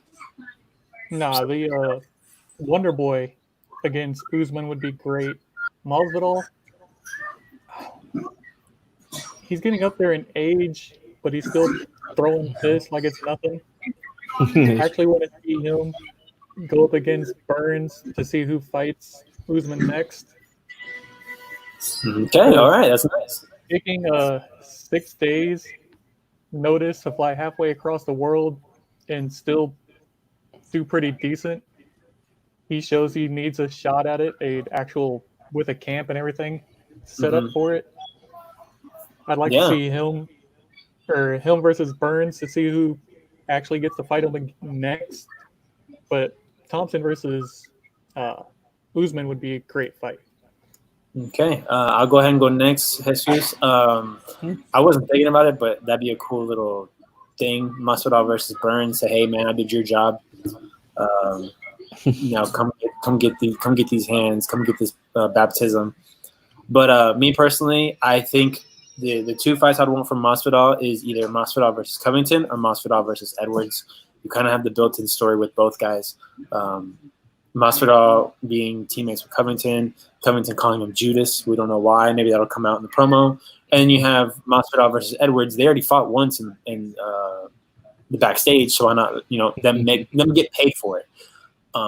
So that would be what I would want to see from those two. And yeah, Usman. Usman can kind of hang back a little bit. He's a guy that's going to hang back. Doesn't matter what you say, what we say. But out of all the fights that are here, I think Thompson is what I would want to see, just because we haven't seen it yet. Or if it's going to be if Usman's going to hang back, maybe do a Burns versus Edwards. Winner gets Usman. So two up and comers going at it for the number one contendership, that kind of stuff. And Usman can kind of hang back and do his thing. Yeah, I mean, those are great fights. I think for me, I'd like to see Masvidal versus Covington. I think that's a fight to make. That's a big money fight for both of them. That's going to create a lot of buzz. Yeah, I mean that's just built in. Like, I don't think any other fight from Masvidal creates that type of buzz, because, like you said, they have bad blood. They used to train together. Masvidal hates Covington. Covington hates Masvidal. He calls him Judas, like you mentioned. So that's the first one I'd like to see come out of this for Masvidal. For Usman, I would love to see a Leon Edwards fight rematch. Usman handed Leon Edwards his first fight, his first loss, I believe. And this was back, 4 or 5 years ago, maybe. Both of them were early in their UFC career. Both of them are now on a tear. Leon Edwards is, I think he's won 6 in a row, 7 in a row, something crazy like that. And he wants it too. He wants that fight. He wants that fight back. He thinks he can beat Usman. So I want to see that fight. And the only reason I'm not saying Burns is because I felt Burns was skipped ahead just because he was saying yes to stupid pay, and he was like jumping everybody because he was saying yes to, $5 and some Skittles to fight Usman.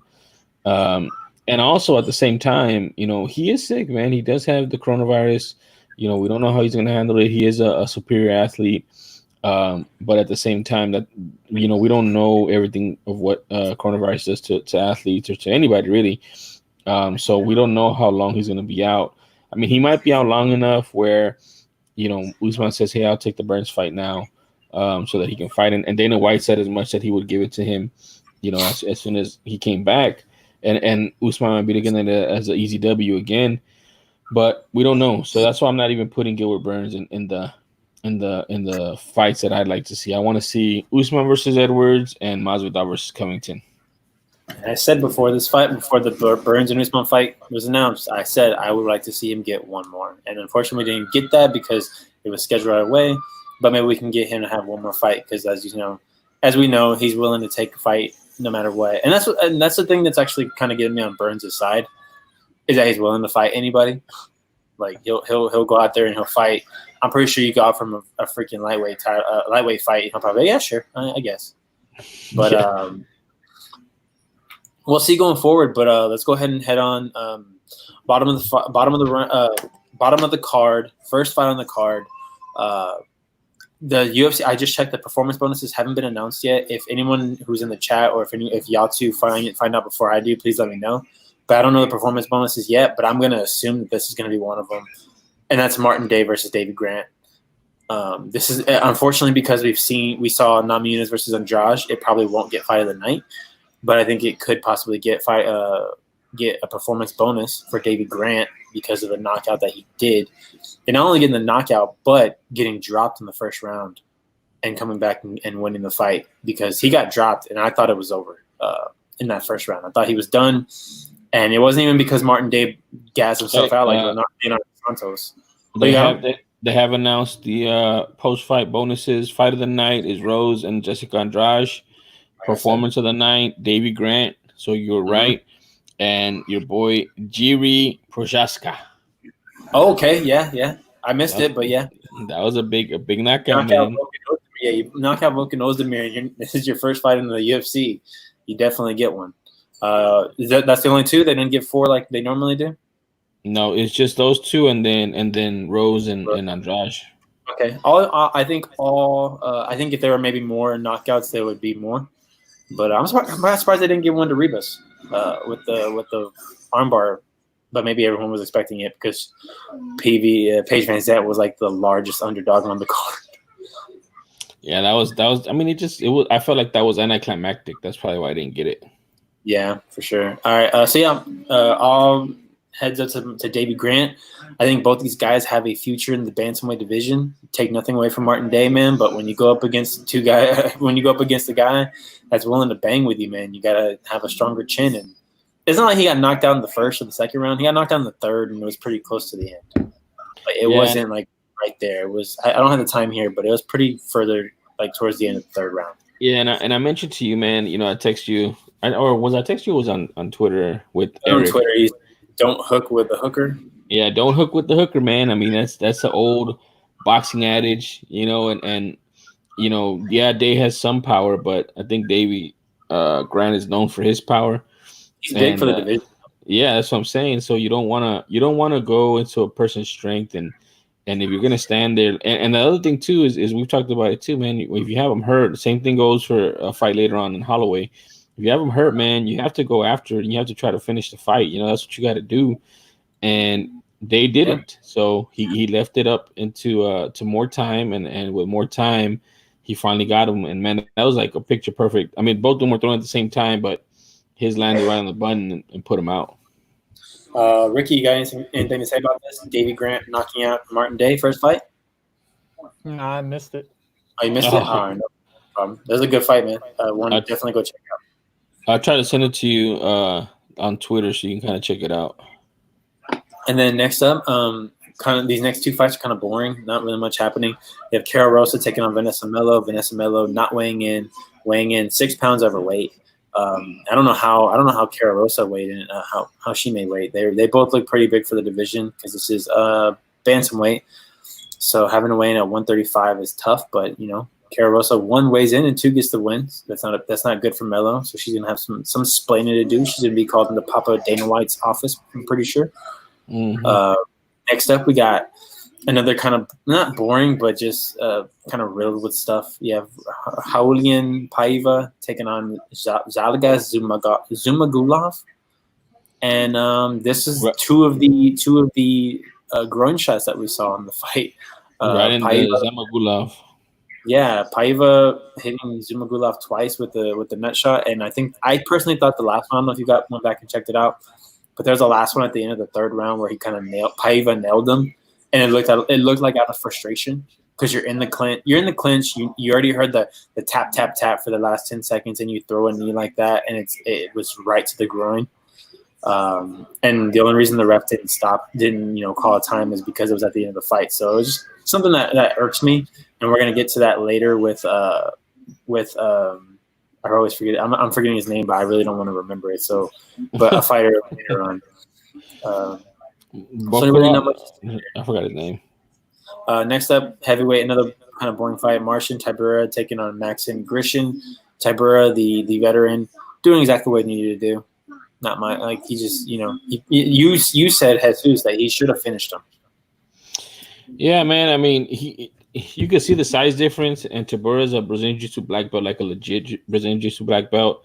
So if you got that type of size advantage on your opponent, man, and you don't take him down and try to finish him, like, what was he doing, man? Like, I don't understand what he was doing. I just think that it's just a waste, when you're plotting around and keeping this guy in the fight when you can tell everything he was landing was hurting him.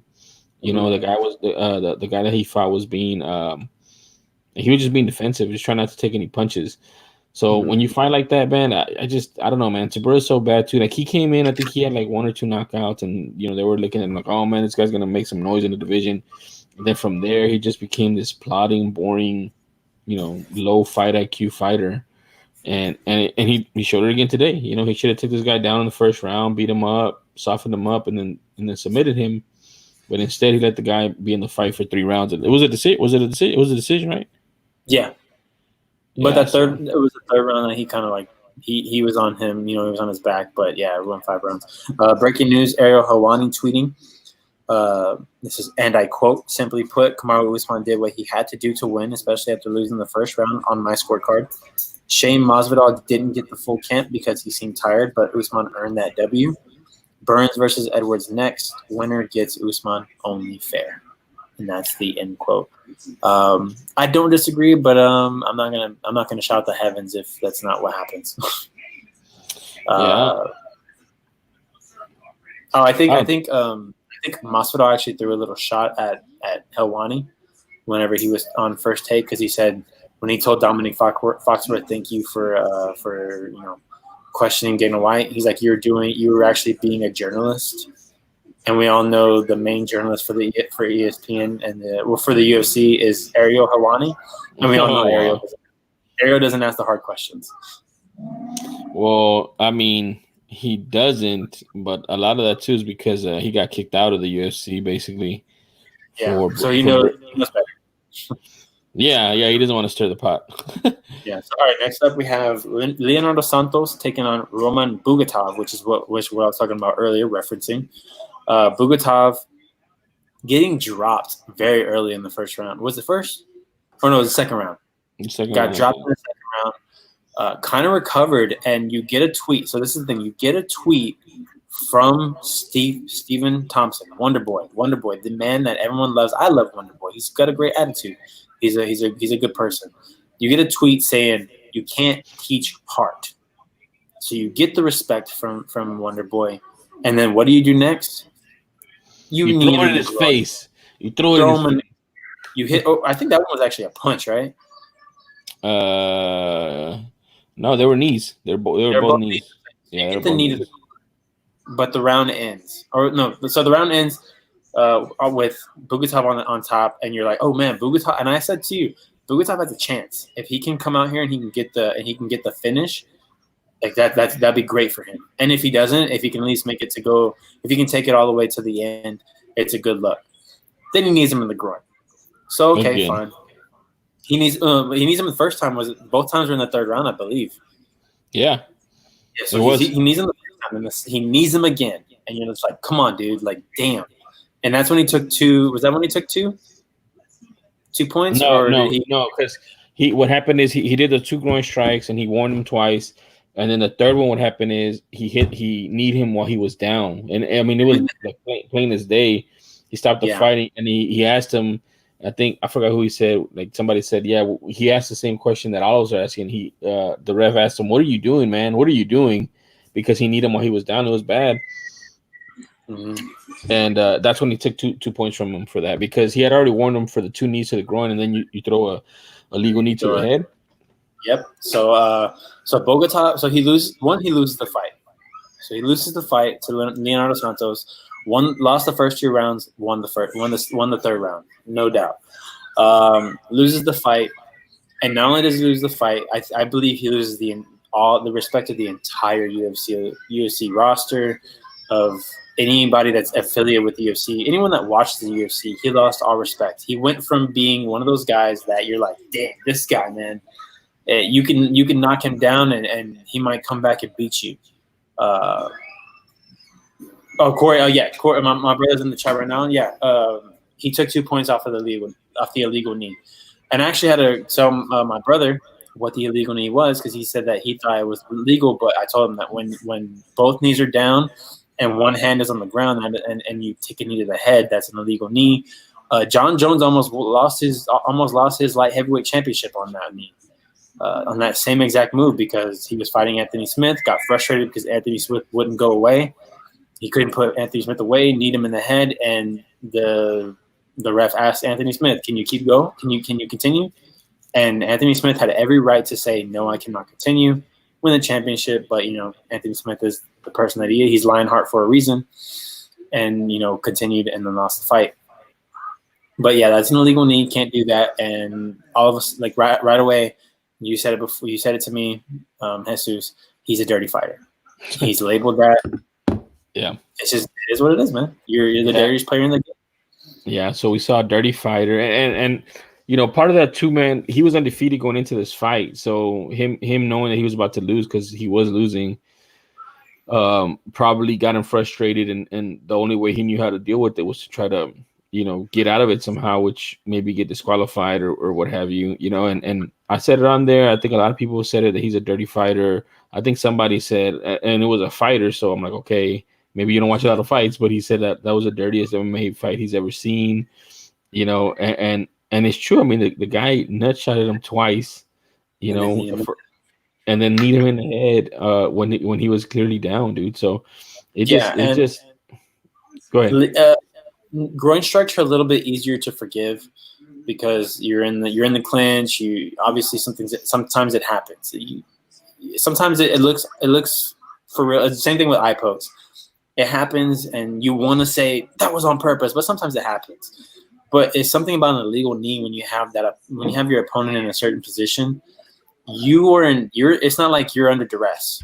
You're in the right of mind. You're in the throes of battle, but you are in the dominant position and you choose to throw that knee like that. And that's a dangerous thing. You can hit someone in the temple and really hurt them. Are you going to laugh at me? I'm laughing because I want to throw this out there to you too, Ricky. It's like one of those, I don't know, like it's, and I sent you, Alec. I haven't sent you any, Ricky, but there's some other organizations that allow knees to the head of a down opponent, and also kicks to the head of a down opponent, and soccer kicks. And the question I always come across is, why is it illegal? I mean, it's a fight. I mean, obviously to the groin, yeah, eye pokes, yeah, stuff like that. But I mean, if you're in a fight, you have to protect yourselves at all times, except when you're on your knee. From knee strikes, you know what I'm saying? Like, it just, I get it, to an extent, because it can cause more damage, but at the same time, Pride had those rules where you could kneel a down opponent. I don't remember anybody dying from those. I remember people getting knocked out, and also people changing their strategy. So because when you're in guard, you can knee them, to the head, so they're like squirming more and they're moving more, which creates more action and more of a faster pace. Yeah. Do you know what I think it is? I think it's optics. It looks bad. The WWE. So everyone knows Randy Orton. Ricky, Randy Orton. Randy Orton, Jesus. He used to have this move called the punt, where one of his opponent was on all fours, and he would walk to the end of the ring, and run and punt his opponent in the head. And that was his way of being like super brutal. And he even brought it back for his match against Edge, and that's how he took out Edge. He hit him with the punt kick.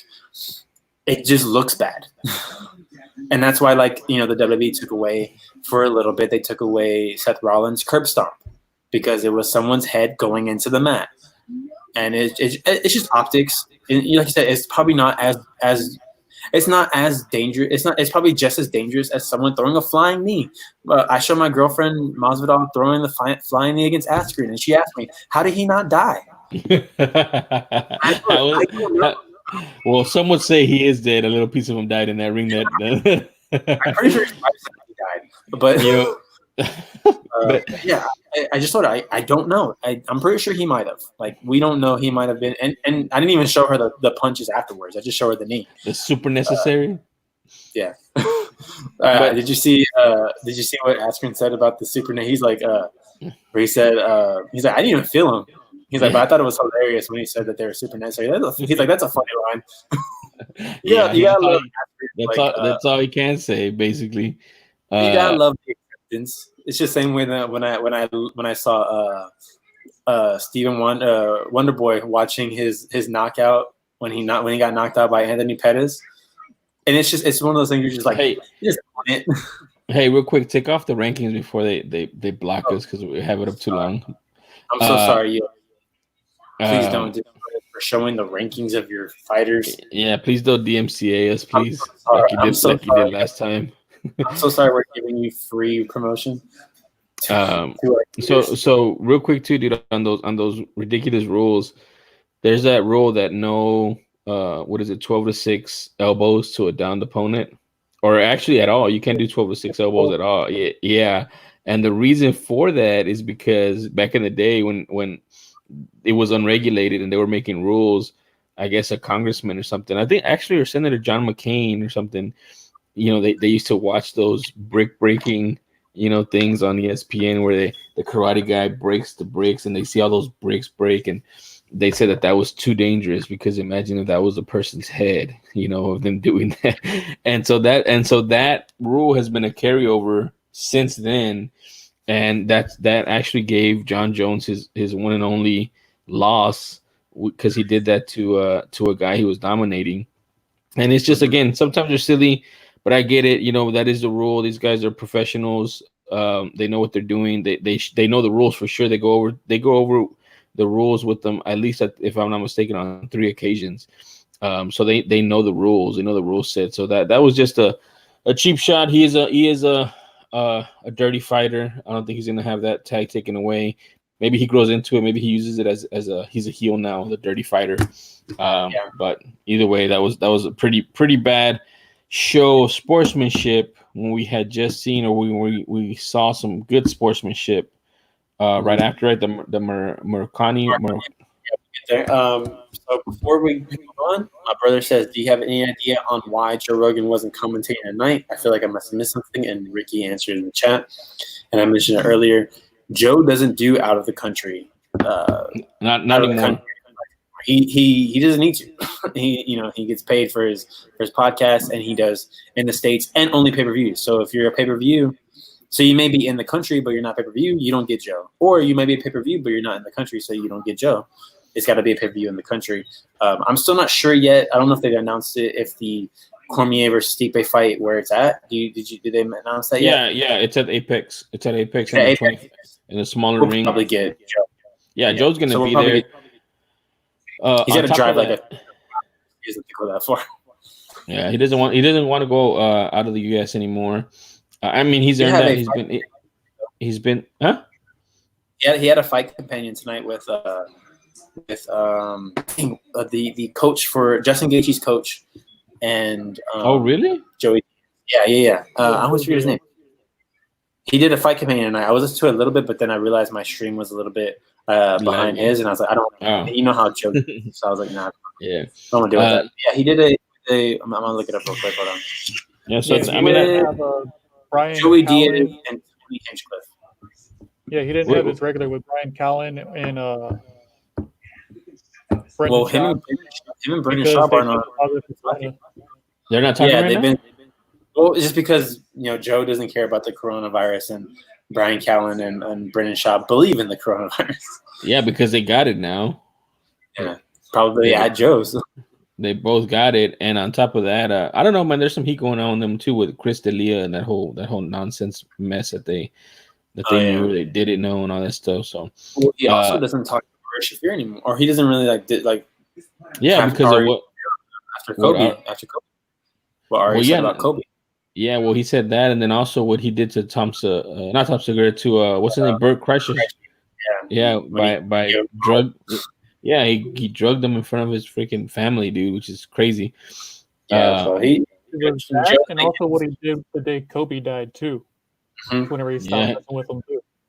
Yeah, so we'll go ahead and move on. So we have featherweight, which is, as I mentioned to somebody I was talking to earlier, my favorite division at the moment. Featherweight, we have Makwan Amirkhani taking on Danny Henry, and Makwan get the Damn Anaconda, man. And that's a beautiful submission. Man, dude. Not only that, the setup was beautiful, man, because the way he had it, I mean, it's normally you can't get it from that position, but just the way he maneuvered him, and he kind of, I guess he baited him one way so that he can sink it in tighter and get him to tap. But dude, his squeeze is strong, dude, because he put him out like quick, man, and you said out. You mentioned earlier you had the dirty fighter, and then right after that you had the personification of class, personification of sportsmanship. As soon as he realized that the guy was out, he let go, turned him over on his back, and lifted up his legs. Or tried to. His toes got stuck in the fence, but that's not Marconi's fault. And then he bowed. And that was beautiful to see, man. And I you know what? I see sometimes where a fighter, will pass out. And the other fighter will try to lift their legs up, and sometimes the ref stops it. I don't understand that. I maybe a little bit, but I think that's them knowing what to do in the moment. If you take any Brazilian Jiu-Jitsu classes or courses or whatever, they teach you to do that, and what you're doing is trying to put blood back into the brain, because that's what happens. That's why you pass out, because the chokes aren't wind chokes; they're blood chokes. They close your arteries so you don't get blood to the brain and make you go out, and that's the fastest way to do it, is to put your feet up. Some of them go up and down, like to pump it in or something. I don't know, but it happens, and that's what you're supposed to do. That's that's generally what you're supposed to do. But I also understand too, maybe the guy that's knocked out doesn't want you to touch him. Maybe the corner doesn't want you to touch him. Maybe I don't know. They just knockouts. I understand, because you're you don't know what got hurt, but with like a choke or any kind of choke, or a broken bone. Like if it's an arm bar and they're like fucking with their arm, it's like, hey man, you probably broke their arm, leave it alone. But like with a choke, you can't put it back together. You can't undo it. With like a choke, you're like, you can't, you're just trying to get the blood flowing. You're trying to make them okay. You want to make them aware, and you want to also show that you weren't trying to hurt them. Great show of sportsmanship, and another shark, like you said, another shark in the water in terms of the featherweight division. Yeah, I'm through with the featherweight division until Volkanovski resigns. Man, don't do that. But yeah, there's a bunch of sharks in there, man. One thing I will say too, I posed this question, I think on Twitter. Maybe I should have done a poll, but I feel like combat sports should be the most sportsmanship. The sports with the most sportsmanship. Boxing isn't. Boxing sucks. So I don't know. I think MMA does have a lot of sportsmanship, because there is that level of danger, and it's a martial art, so it's taught respect. And when you go into gyms and dojos and things of that nature, they teach more respect. So I don't know, man. It's interesting. What do you guys think is the sport with the most sportsmanship in it? Football. No, I'm just kidding. It's probably baseball.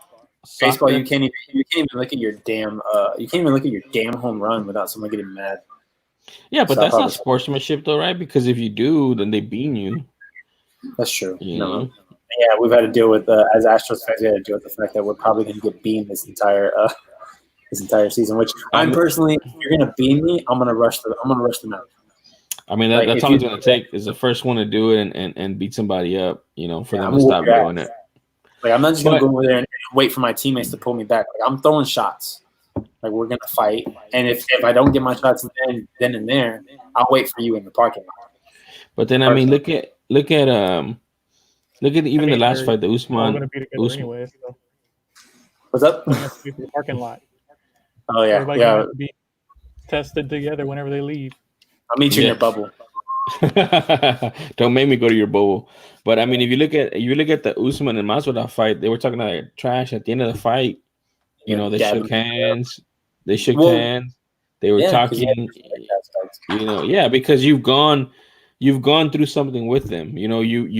You've given up a piece of yourself and left it in that octagon. You know what I mean? So I don't think it's the same with baseball. Maybe NFL. So I don't know. Yeah. Shout out to Corey in the chat saying Jordan gonna end all the beaming of our batters.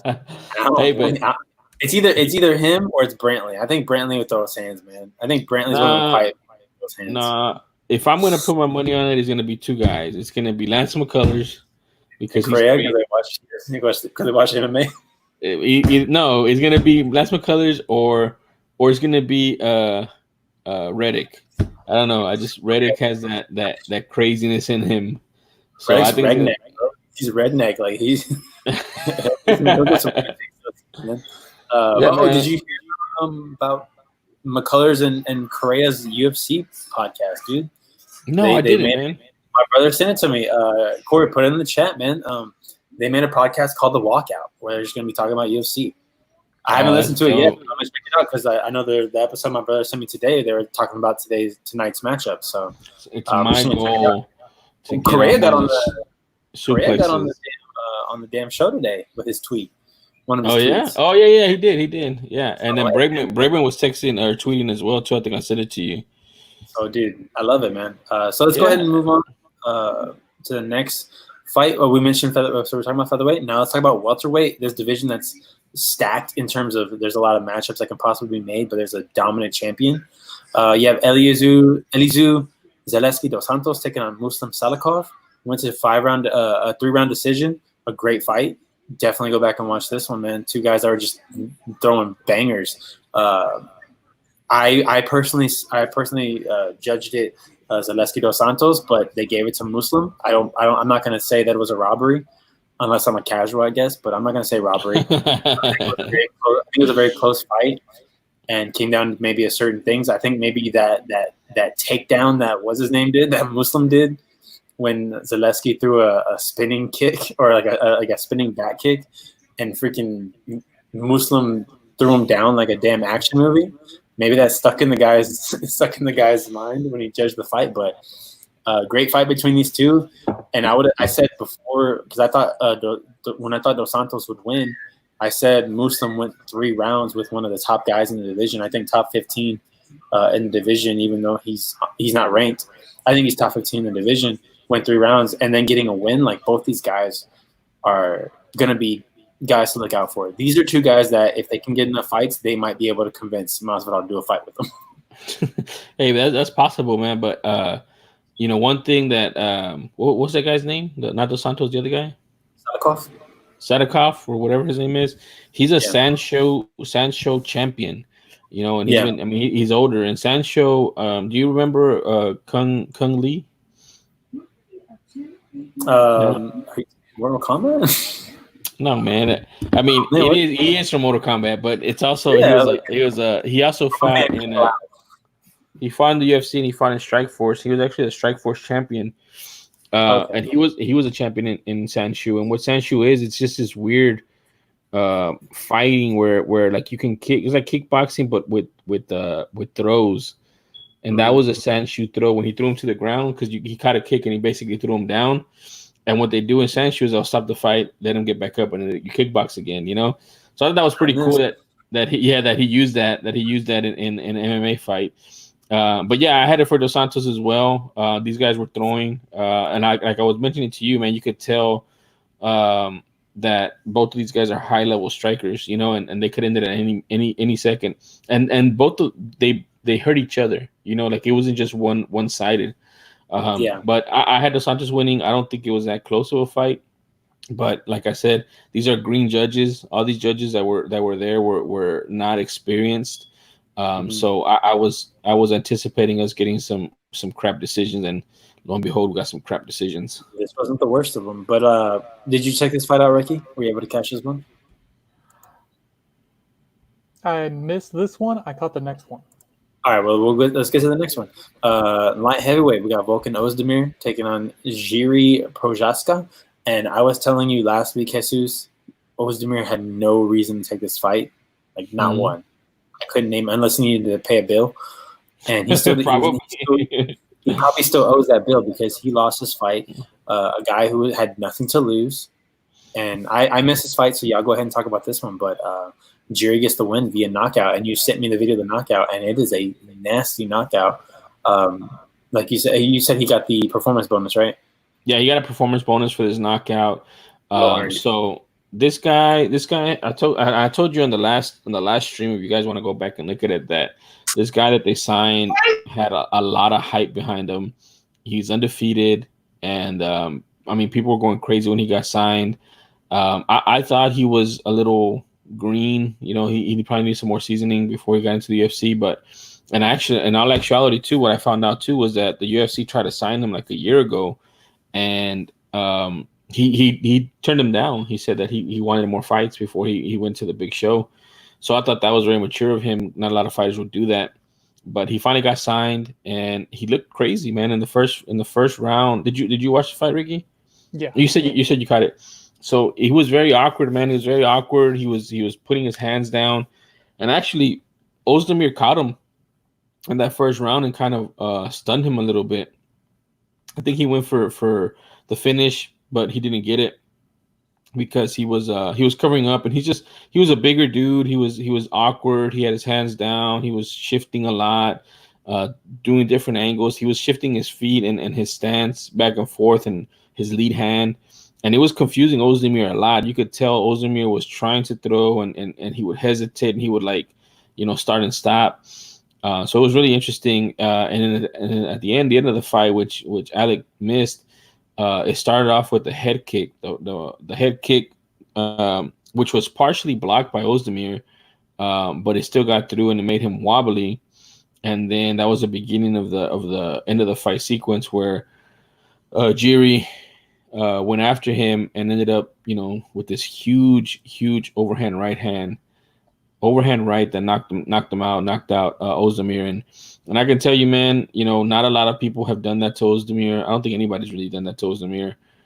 So that's a big win for Jiri, and that immediately injects some life into the 205-pound division. Like, everybody's going to want to see this guy fight. I saw people throwing out, and I sent it to you, Alec, fighting Johnny Walker. But I actually think he's ahead of Johnny Walker. He's exciting, man. He's exciting. He's new. He's undefeated.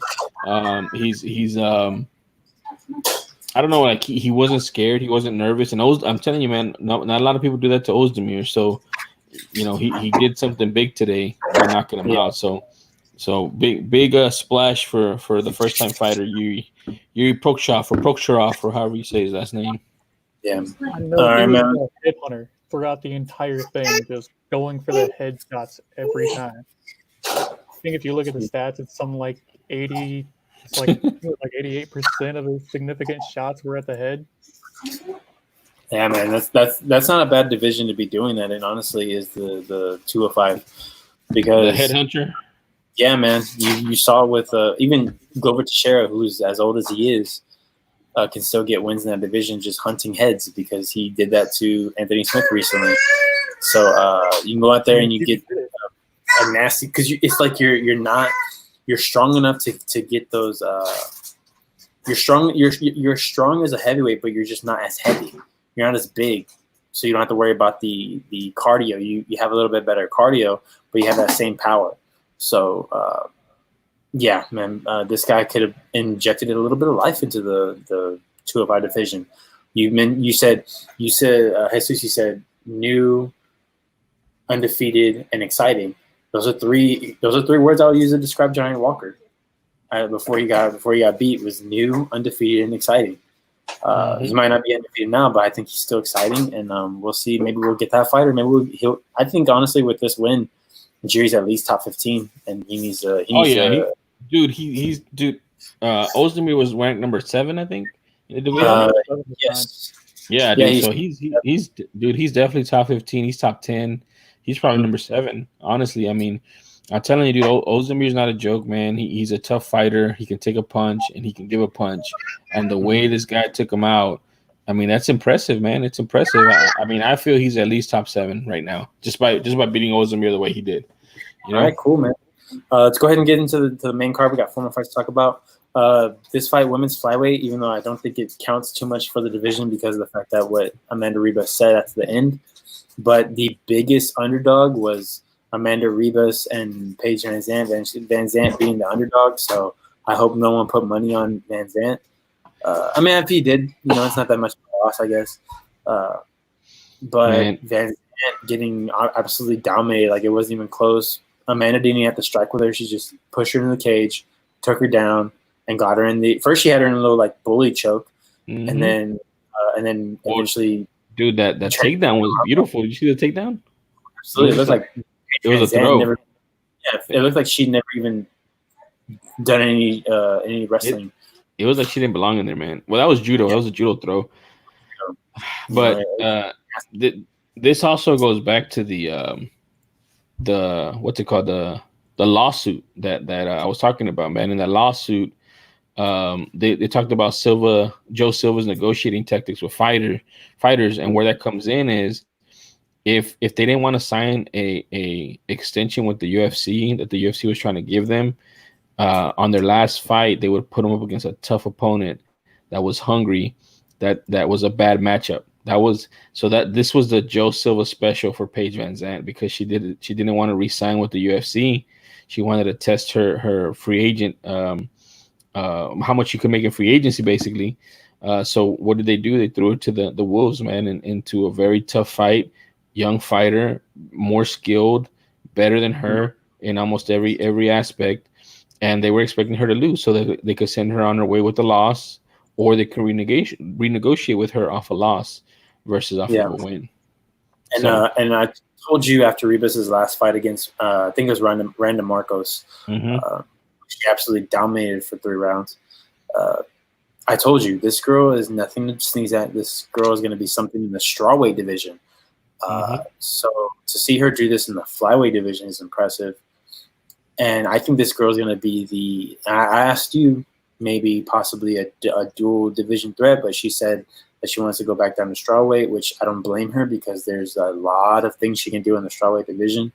Not as many people. I don't think there's as many people she has to go through in terms of the strawweight because you have. I'm looking at the rankings now.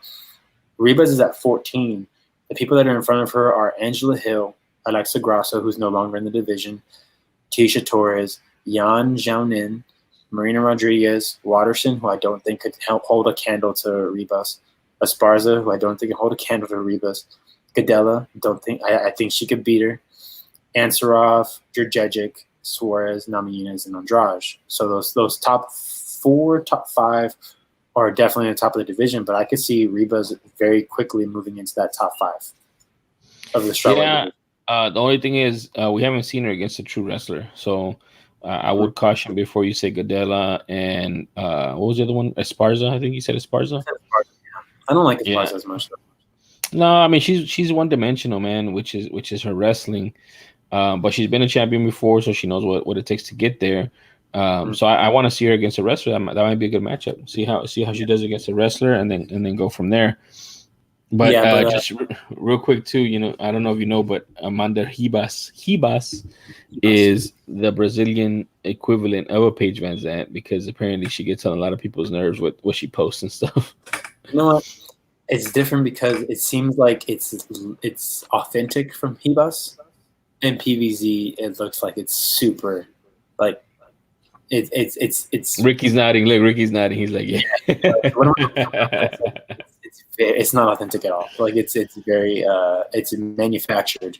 It's manufactured quirkiness. It's manufactured cuteness. But Ribas, it seems real. Like in her post match interview, her post-fight interview, I think, showed it that it's very much a maybe like a personality thing. But with PVZ, it's something. It's the obnoxious posts that she does with her husband, Mr. Van Zandt.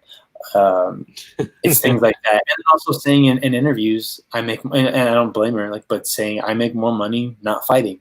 So I think that that's probably the best path for you, probably then, because these women here in the strawweight division, and you look at the top of the division, dude, it's Weili, it's Rose Namajunas, it's Jessica Andrade, even though you don't like her as much before, but I think she might have got some respect from you tonight. I mean, I respect it. I just don't think that she's. Well, we'll talk about it later. But you're right. There's a bunch of sharks at the top of the division. Yeah, man. And all of a sudden, this division becomes one very top heavy, where there's a lot of players. And even if she decided to stay at flyweight, Amanda Ribas has a lot that she can go through in terms of flyweight. This girl is a killer, I think, and if she wanted to, she could do either division. So we'll see more, but I think this is the end for PVZ. I saw someone say possibly her going to Bellator, it'd be a good marketing tool for them, but they would have to line up cans for her, basically, to knock down. Which is not difficult. No, it's not. You find somebody off the street for PVZ, because Paige, she's not bad in terms of she doesn't belong in the octagon. She just doesn't belong in the octagon with the level of talent that's in the UFC. Always put her and Sage Northcutt basically in the same box, to where they're the two people that look really good, but they should not be in the UFC. Yeah, I think Sage Northcutt is way more talented than Paige Van Zandt on a ounce per ounce basis. I just think that he was rushed because, like you said, his All-American looks. That would have been huge for the UFC if he was actually where he's going to be at in the next 7 years or something. But he was just too soon. And as far as Paige Van Zandt goes, I just feel like she has the looks and the UFC likes that and trades off of that. But her skill set is not anywhere close to being the fights that she's had. She just hasn't been. It's been basically what are they called? Pick and choosing who to fight to make sure that she wins. So that she can get a lot of publicity, which also, it makes it look bad too. She just beat what's her name, Rachel Ostovich in January, and if she beat Rachel Ostovich, then what does that say about Rachel Ostovich too? And Rachel Ostovich. So I don't know, man. I just feel like I do think Bellator will be better for her. I think they'll line up a bunch of tomato cans for her. She'll get a higher profile, but hopefully she won't drink the Kool-Aid and she'll actually work on her skills if that's what she wants to do. Because today, when she got cut, I was like, man, she's already thinking is this worth it? My face, for what I'm getting paid, For sure. All right, let's go and move on to the next fight. Jessica Andrade, Rose Namajunas, the big rematch we were all looking forward to, and it did not disappoint. I think it was way better than the first one. But so if you don't know, Rose versus Andrade in the first fight for the strawweight title.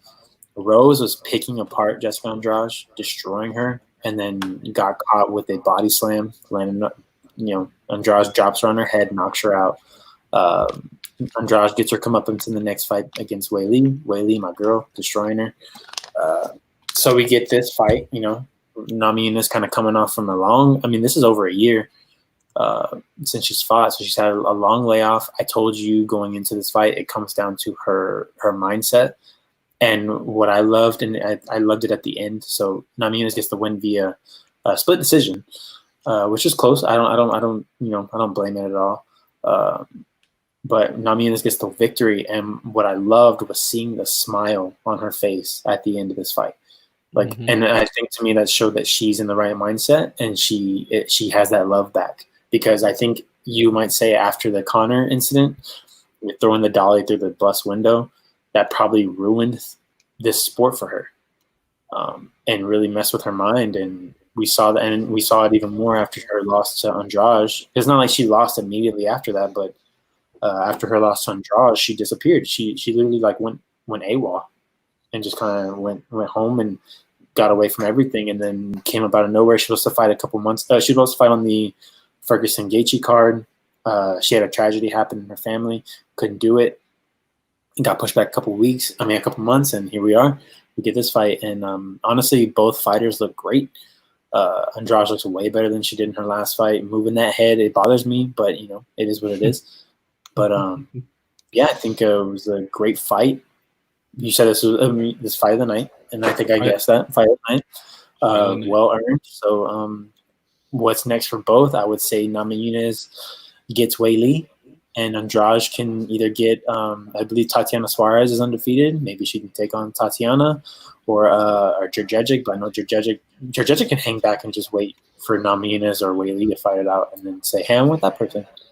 Well, I got some semi-breaking news. I don't know how true this is, but Joanna posted a picture tonight during the fight.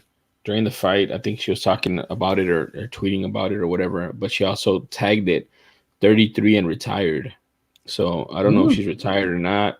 I mean, it might be time for her. She's been in a lot of big fights. Yeah, a lot of big fights. I don't know, what her plans are, but I hope not, because she's a great fighter. But war against Gadella, 2 wars against Namajunas, and then the big wars. Yeah, man. I don't blame him. Yeah, so maybe we've seen the last of her. I hope not, but if so, man, she can make that decision. That she's had a great career. She's been game. She's been a fighter the whole time. So, but other than that, man, I don't know. It was a great fight by both of these women. I mean, I don't not like Andrade. I just feel that she's kind of one dimensional. Just comes forward and tries to drop bombs. So I don't think that there's not a lot of skill there. Yeah. In my opinion, like back in the day, I used to hate Shaq, because he's not skilled as a player. In my opinion, he's just big, and he was bigger than everybody else, and I liked Hakeem Olajuwon because Olajuwon was very skilled as a big man. He had post moves, he had touch, he could shoot. It was crazy, the difference. And so that's kind of why I don't like Andrade. I respect her, like she's a gamer, she's a fighter, and I respect her more after this fight because she did make that adjustment, man. In that first fight, she wasn't moving her head at all, and in this fight, it looked overly like she was overly doing her head movement, and maybe that's what she needs to remind herself to move her head, because if not, she's gonna get popped by the faster, longer fighter in Rose Namajunas, and it created problems, man. In my opinion, this fight looked like it was a rematch with Andrade losing, and she had to make the adjustments for Rose, because that's what it looked like to me. Because in that first fight, Rose pieced her up so bad, dude, so bad. Like her face was wearing it the whole time before the her slamming her on the head. So she had to make adjustments because she knew that if she came in with that fight style, Namajunas was going to piece her up again. And so she did make the adjustment, but it was still not enough to overcome that. And the thing is, maybe in a 5-round fight, this fight is different, because towards the end of that fight, Andrade was coming on and hitting Rose more. And Rose, it looked like Rose was getting tired. It looked like she was slowing down. It looked like the punches were bothering her.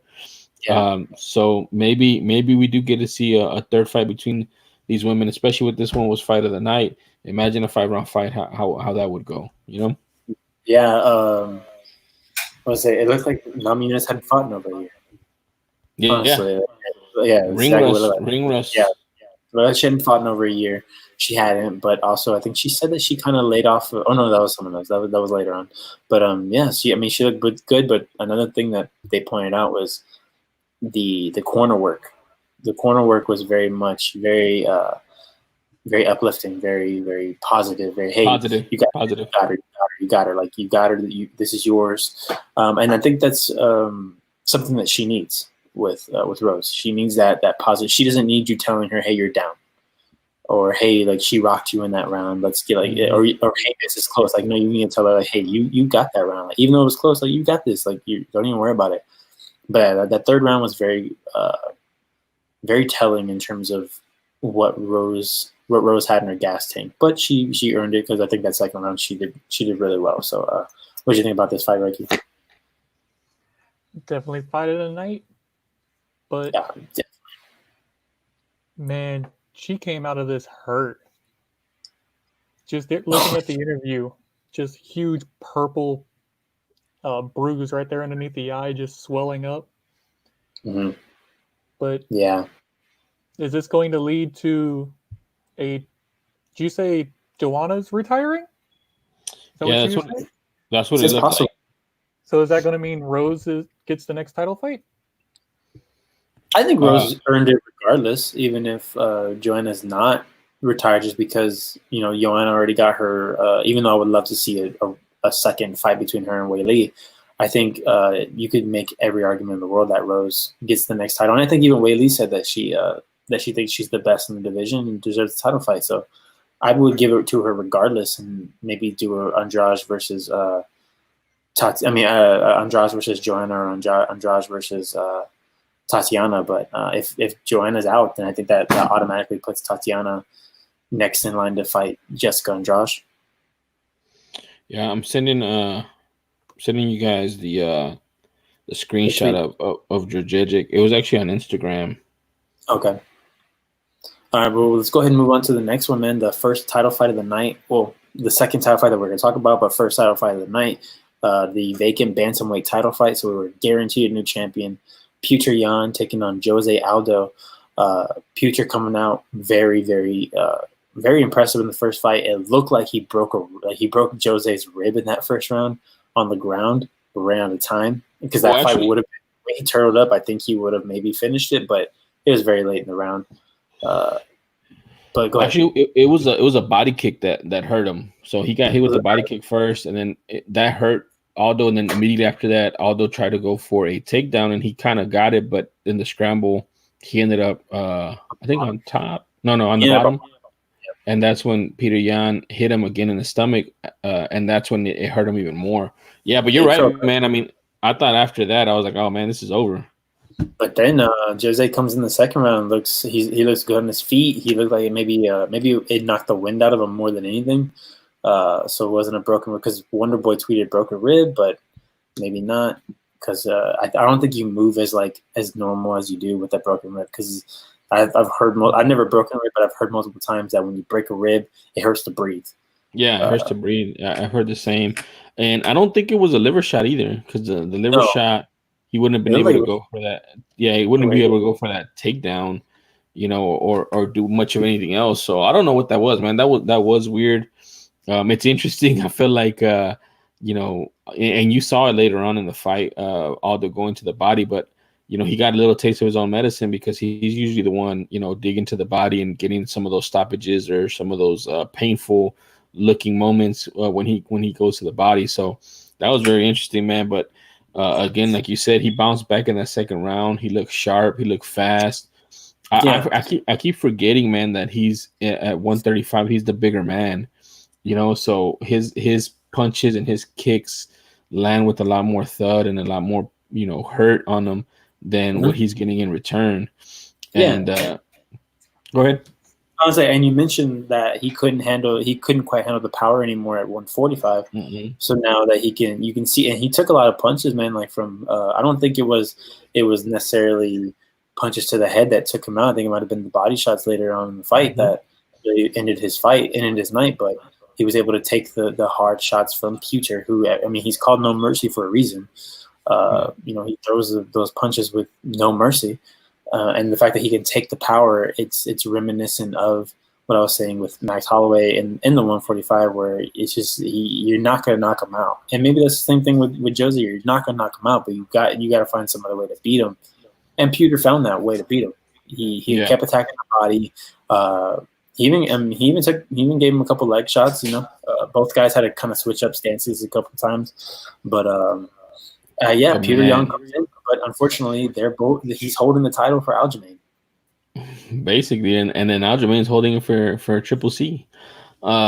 So he's holding it for Dominic. No.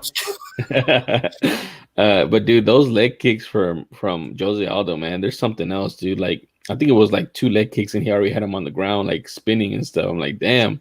And dude, they're probably faster now at this weight. Like the fact that he's carrying lighter, yeah. And the thing is too, like Jose Aldo's infamous for those kicks, and it comes because he was a soccer player all through his youth, so he has that leg strength.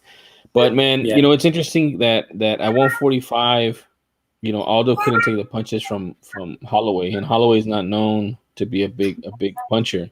But at 135, he's had two of the hardest hitters at 135 back to back in Marlon Moraes and Petrian, and he could take those punches, man. I think in this fight, he gassed out. It was a 5-round fight for the championship, which he wanted the championship, but he just wasn't. And he's always had that, man, that gas issue where if he exerts himself too much in the first couple rounds, he struggles towards the end of the fights, and that's exactly what happened here.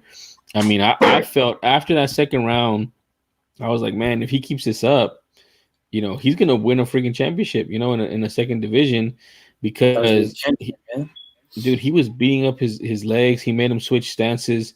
Jan looked confused. He was piecing him up, body to the body. Like I was like, man, he's digging to that body. He's gonna tire him out. He's gonna get winded because he's going to the body. He's going to his legs, and he's done. And then Jan came back.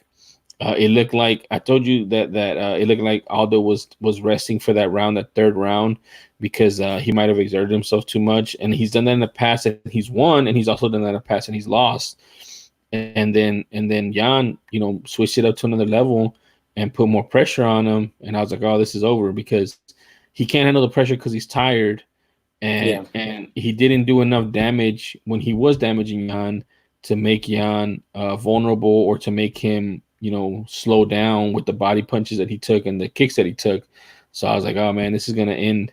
And it ended in such a bad fashion, man. Like, I felt like there's a timeline, and at one side you have Dominic Cruz getting stopped, and at the other side you have what happened to Jose Aldo, where it was too many punches. There needs to be somewhere closer to the middle, because I felt like Jose Aldo took way too much damage, man, in that fight, and the ref should have stepped in a lot sooner, or like we've talked about before, they need to normalize the corner throwing the towel for their fighter and protecting him, man, because that was way too much damage.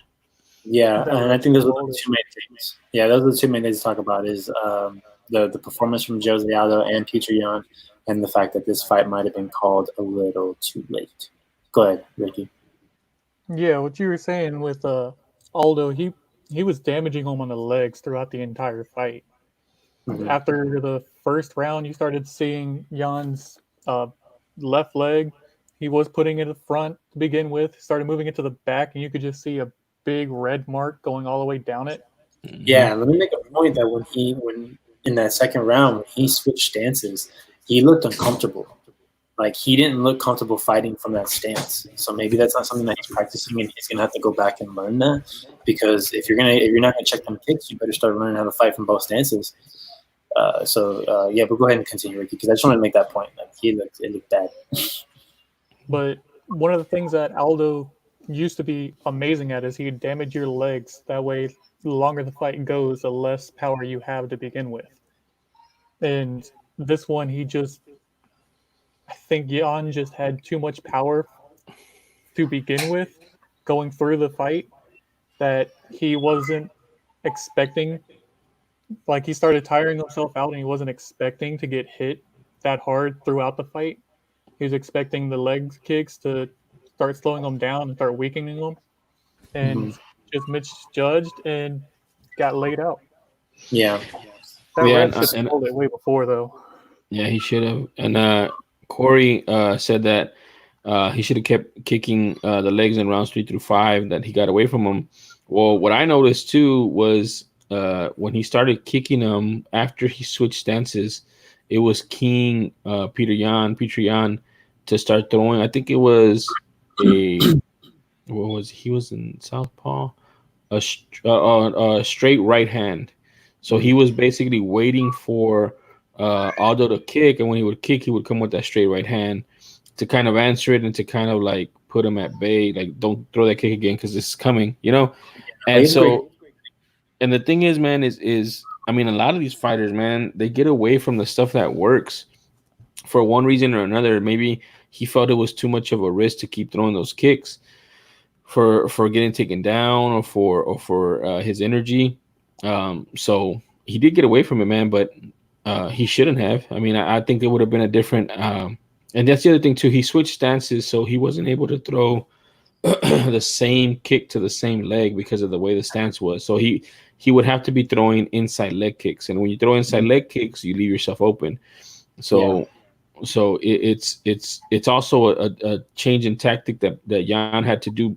He did it not because he was opening up that leg kick for Aldo. He did it to save his leg because it was being turned into hamburger meat. So that's probably why he stopped throwing it as much. I still think he should have thrown it. He should have thrown different kicks to him just to keep him on his feet with his legs as far as slowing him down. But he didn't, and we ended up where we ended up, which was Aldo on his Jan on top of Aldo, raining down punches on him, and him taking too much damage. Which I mean, I think everybody saw that. I think all of Twitter reacted the same way. All of the MMA community saying that he should have stopped it before.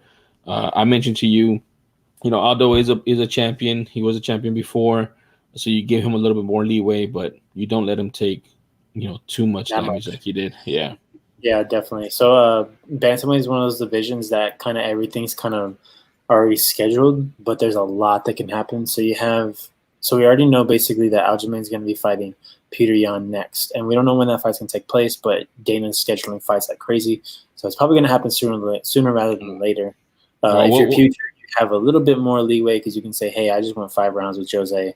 I need a little bit of time to rest. So, but I would think, Aljamain is the next guy up. But then you got, Marlon Moraes, who technically he won his last fight. I think he lost, but he technically won. You got Cody Garbrandt, big knockout. Sandhagen coming off of the loss. Munoz and Frankie Edgar fighting at the Cormier and Miocic on the Cormier and Miocic, that one. You got Assunção, you got Rivera, Stamen, Font, Dominic Cruz, John Dodson, Song Yadong, and then Sean O'Malley fighting Marlon Vera. That'll be a great fight. Also on that Cormier card.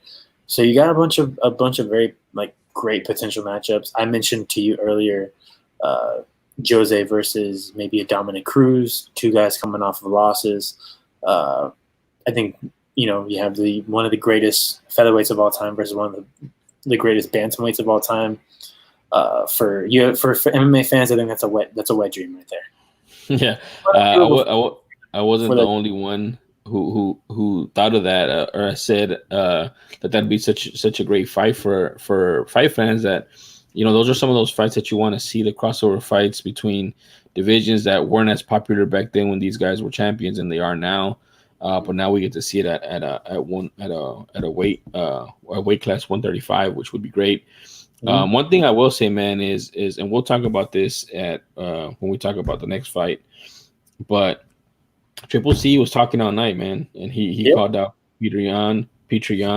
He said that he didn't look good. He said that he looked like he sucked, and that both of these guys suck, and that he could beat both of them. Hold up for my title, right? Hold on to my title, basically. Yeah, basically. I mean, so he's still out there, man. I don't think he's retired. I think the money's not right for him. Maybe the money gets right for him, just like the money got right for Masvidal, just like the money's going to get right for John Jones. And for 19 test positive. Yeah, and we get to see, him fight against an Aljamain Sterling, or we get to see him fight against a Petr Yan. And here's the question I'll pose to both of you guys, and you guys can answer. If you're Aljamain Sterling, and they come to you and they say, do you want to fight Petr Yan on one side, or do you want to fight Triple C? Who do you fight? For me personally, if the Cejudo fight is a main event, I'll take the Cejudo fight. But if it's not a main event, if it's gonna be a 3-round fight, I'll Peter. It'll be a main event, dude. It has to be a main event. How about you, Ricky? Who would you take? Then you're the uncrowned champion if you beat him. It's true. I mean, either way, the next one you're going to fight would probably have to be the other one. But I would go for the belt now. That way you already get the belt that's there. And then you fight Cejudo if he comes back. And you would put the pressure on Cejudo at that point. If you and you beat Pewter, and not only beat Pewter, but you beat him like handedly, like the way he did Corey Sandhagen, then you put all the pressure on not only on the rest of the division, but on Cejudo. Because then Cejudo can talking all that trash about Volkanovski, as we'll get to later, but you can be like, hey man, like this is your belt, and you won't even come get it. Yeah, but the way I look at it is, especially nowadays with the bubble and Fight Island and all this stuff, who knows when you're gonna get. I mean, we never got Ferguson versus Khabib. You might never get that fight with Triple C, and the Triple C is the money fight. Like, you're gonna get paid way more for the Triple C fight than you are against Petr Yan. Like, who is Petr Yan in the grand scheme of things? You know what I'm saying? Like how many people are gonna know him? How many casuals are gonna know him? How many people are gonna buy that fight? But they're gonna buy the Triple C fight, Yeah. And so if I'm a prize fighter, if it's me, I'm fighting the real champion, which is Triple C, and then I'll be the uncrowned champ, like you said. I could call myself the uncrowned champ or whatever. Then I'll fight whoever the champion is if I beat Triple C. That's my take on it. It also becomes a money. It becomes a money thing. Like, are you going to pay me? Like, if it's a pay-per-view, even if it's not a main event, are you going to give me points on that pay-per-view? Because that Cejudo fight, maybe it's a pay-per-view, but maybe they're just like, hey, you're gonna main event a fight night. No, I don't think Triple C will come back for that, dude. You got to pay him. You know what I'm saying? That's why he left. So you're gonna do a pay-per-view. He's gonna headline it, and you're gonna give him points. What if Cejudo? What if me fighting Cejudo means like, oh, Dana ain't worried about paying me? Oh, he's gonna pay you. I mean, he's gonna pay you because you're skipping the championship fight. That's true. You're right.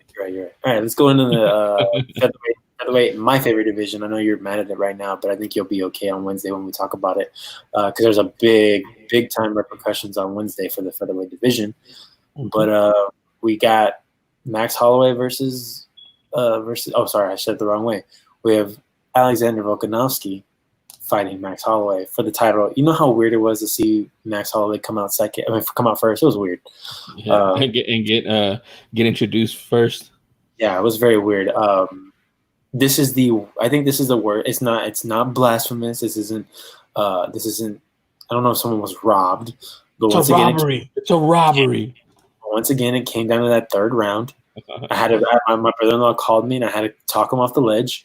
It's like it's not a robbery. It's bad judging, but when you leave it that close, especially in that third round, it was basically the opposite of what the first fight was. Where the first fight, Volkanovski was killing it for 2 rounds. The third round might have been close, and then boom, the last 2 rounds were all Max. And this one was the same way. Max destroyed him for 2 rounds. That third round was close, and the 2 rounds, Alexander was destroying him, was killing him. So it comes down to that third round, and it makes me bring up something I hate, but it also reminded me of the John Jones and Dominic Reyes fight. When you leave it in the hands of it becomes that, even though it didn't go the way of Max Holloway, but it becomes that you got to beat the champ. Mm-hmm. And unfortunately, for some reason, the judges this time wanted to make it where you got to beat the champ, even though the first fight, I think you could have said it either way. It maybe should have been the same way. If you're going to judge that fight that way, you should judge this fight the same way. But where Alexander Volkanovski didn't beat the champ last time, so he shouldn't have won. But he also, he was the champ. He did just enough to win. And unfortunately, that's the way the cookie crumbles. Man, if I can just say how much I don't like Volkanovski's fighting style, dude. He's just pesky, annoying, stupid leg kicks. Like they're just stupid leg kicks. They're not even like Jose Aldo leg kicks. They're just like little pesky inside leg kicks. He doubles up on them, and he like in a row. But like for 2 of them, he didn't even put his foot back on the ground. Yeah, dude. Yeah, and then he feints like he's gonna punch, and then he kicks you, and then he feints and he kicks you, and then like he's not trying to fight. He's just trying to win points, And it's funny because I guess why I dislike him right now at this point in time, because watching the embeddeds, he did what you said that Usman did. He talked all this game, he was making fun, like he was doing like these little when they do shadow boxing or when they're hitting mitts or whatever, and he was like making fun of himself that people are making fun of him. He goes, oh, look at me, point fighting, point winning, point. That's exactly what he did. Like he's just like it's just annoying, man. It's just annoying. I had the third round for Holloway. I text you immediately. I said that's 3-0 for Holloway. The last 2 rounds don't matter. He got this in the bag, pretty much. And somebody, they lo and behold, they go and mess up the third round. And I think one of the things that I first of all, I still hate the way that judging is as far as what they're supposed to be judged on. They go based on boxing's rules, which is kind of stupid. Like there's some new rules that they came out that are better, but they're still flawed. And these rules weren't the unified rules; they were the regular old rules. But one of those rules, if you're going to be judging by that, is octagon control. And what I was telling you is, Holloway had octagon control that whole third round. Volkanovski tried to take him down, and he did. He succeeded in taking him down, but Holloway popped back up. That's octagon control. That's telling you, I don't want the fight on the ground. I want the fight standing up, and I'm going to pop back up, and now we're standing back up again. I think he did it twice in the third round. Yeah, and I was telling my brother-in-law because he was saying, and I told him too, like I agreed with him. I think Max won because one, he dropped him twice, but unfortunately, this isn't Pride rules where they go. Pride rules, he would have won this fight. Pride rules, he wouldn't won this fight because I told my brother-in-law, like in Pride rules, it's all based off of the entire fight. They judge it based off the entire fight. It's not round by round. Even though sometimes I think it is easier to judge when you go round by round, but sometimes there are times where you're like, you got to kind of give it. And that's where some judges forget, hey, you can give a guy 8 points or you can give a guy 7 points. You don't got to give him 9. And we talk about it all the time that it seems like judges forget that. Judges think like, oh, it's got to be 10-9, 10-9, 10-9, 10-9, 10-9. Or they don't want to like disrespect the fighter. I don't know. But I think there are plenty of times that it could be 10-8 or 10-9. But I think you have to take into account like, hey, Volkanovski didn't drop him once. He might have stung him maybe once or twice in the fight, but he didn't hurt him. I don't think he hurt him at all. I mean, I think he just punched him and caught him off guard with the punches. And Holloway dropped him, like legitimately dropped him twice. So let's do this experiment, man. Let's take away that third round, right? So you have two rounds for Holloway for sure, the first and second round. Then you have 2 for Volkanovski, the fourth and the fifth round. What is the gap between how dominant were Holloway's rounds versus how dominant Volkanovski's rounds were? Like basically, Holloway won those rounds by a way wider margin than what Volkanovski won rounds 4 and 5 by. Like if you just put it like that, then the winner is Holloway, and then you add the third round, which Holloway outstruck Volkanovski. Holloway dictated where the fight was taking place. It was pretty much even on the as far as aggression goes, as far as coming forward, they were both going back and forth, and that's crazy too because Holloway is normally a counter fighter, counter puncher for the most part until he starts turning it on in the later rounds. So I don't know, man. By any measure, I feel like Holloway won this fight, man. And it just sucks that the judges didn't see it that way, and actually, if I'm not mistaken, I think it was only 2 judges scored it for Volkanovski the third round, and 1 judge scored it for Holloway. So I don't know, man. Yeah, man. I don't know. 2-3 or 2-1 on split decision. Yeah, man. So that's unfortunate, but all of a sudden we have some stuff going on in the featherweight division, which will bring us into what we're going to talk about after. We're going to try and go real quick because I got to jump off pretty quickly. But so we got Max Holloway losing. We already kind of have. This is another one of those divisions where everything's kind of already been mapped out. It comes down to who wins those fights. So you have. I'm looking. Oh, sorry. So we have underneath number 2, Zabit. Zabit's scheduled to fight Yair Rodriguez coming up soon. That's going to be a big fight. That's going to be a big and exciting fight. Right there, number 3, you have Brian Ortega. Him and Korean Zombie have had a little back and forth. And number 6, you got Calvin Kattar. He's fighting Dan Ige on Wednesday night. And then you have Josh Emmett's going to be out for a long time. Frankie Edgar's going to the bantamweight division, and Jeremy Stevens is looking for a big win. He's going to have to get a win because of his loss against Calvin Kattar. So, yeah, that's a top 10 right there. And it comes down to Can Zabit? Who's gonna win between Zabit and Yair? Who's gonna win between Brian Ortega and Korean Zombie when that fight happens?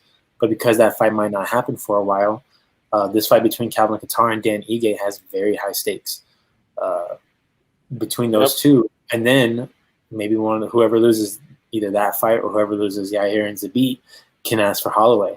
And if you get a win against Holloway without a title, so say you fight in a 3-round fight and you get a win against Holloway, that's a good look because you told me multiple times it's about names. I know you're mad. You have to get over it. They're not. I'm just saying they're not going to beat Holloway. So no, they're probably not. You can't. The thing about Holloway is you got to knock him out, or you got to be the champion. But you got to knock him out, or you need 5 rounds, or you need 5 rounds on them. Yeah. So obviously that, but I mean, but either one of those guys can put up will make a great fight with Holloway. I think it's unless you're going to be Frankie Edgar, who's at the end of his career.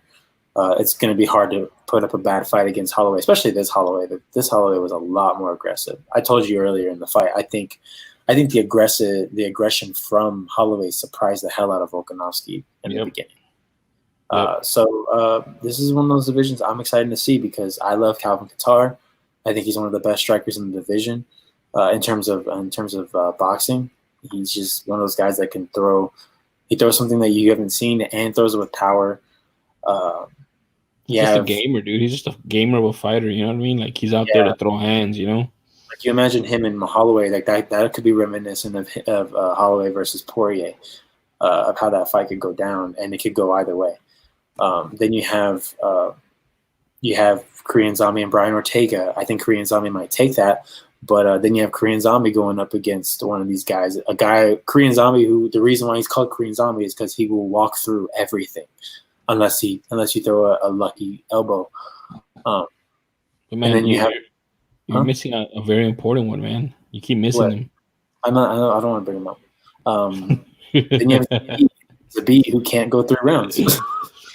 Zabit, who can't go 3 rounds. He definitely can't go 5 rounds. And then you have the luckiest elbow in the game with Yair Rodriguez. So. Ricky, if you haven't seen, have you seen Yair Rodriguez's knockout of Korean Zombie? No. He basically he lifted his elbow and knocked out Korean Zombie. Korean Zombie went for a takedown and he lifted up his elbow and knocked out Korean Zombie. So what happened was elbows are not. What happened is Korean Zombie was dominating that fight for 3 rounds, and in the last 10 seconds of the fight, Korean Zombie could have just let up, and he had that fight in the bag, but Korean Zombie doesn't do that. So he goes for this. I think he did a spinning back fist first, and then he goes for this weird takedown, and it's a takedown, and Yair bends over forward, so he's bending over forward, and then he lifts his elbow up. It looked like someone hit him in his funny bone. And he went right where his elbow was at was Korean Zombie's chin, and it just put his lights out, man. With literally 2 seconds to go. It looked like someone poked his ribs, and he went and knocked out Korean Zombie. Alec calls it the most luckiest elbow in the world, and I call it just pure technique because he knew his face was gonna be there. Yeah, but. And for those who don't know, Josh Emmett, he basically blew his knee out in his fight against Shane Burgos. And I guess the person you're talking about, Shane Burgos, is that who you're talking about, or Danny Ige? The one who I'm saying that you're missing? Yeah. You're missing Triple C, man. Oh, yeah, sorry. Triple C is basically saying, he basically told Volkanovski, you're not a real champion. Let's do this. And if Triple C fights Volkanovski, Triple C destroys him.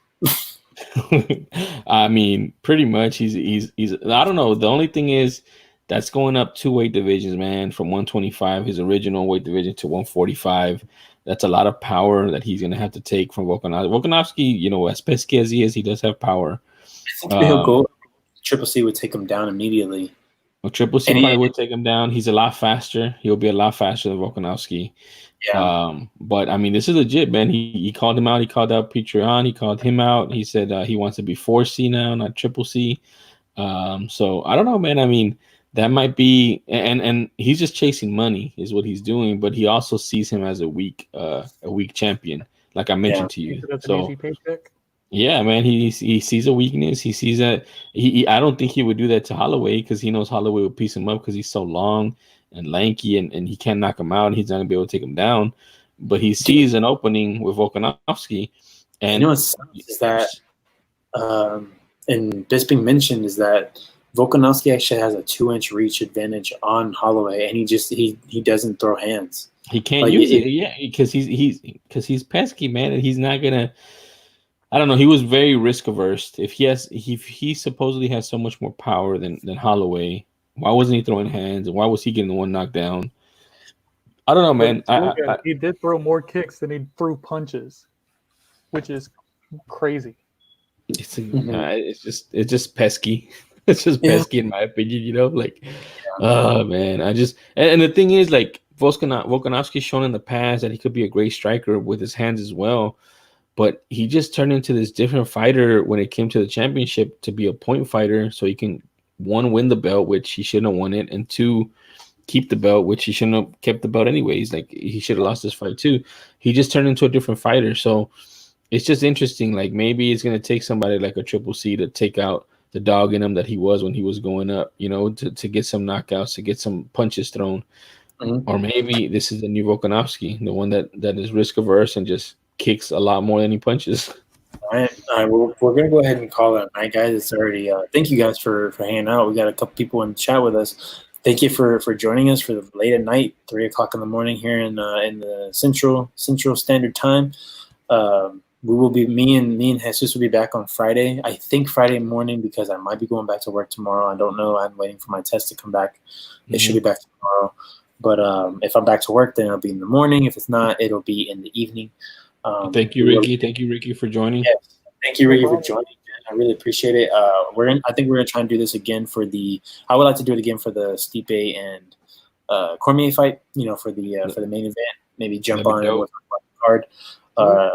Yeah, but before we head out, some breaking news that you sent me, Jesus.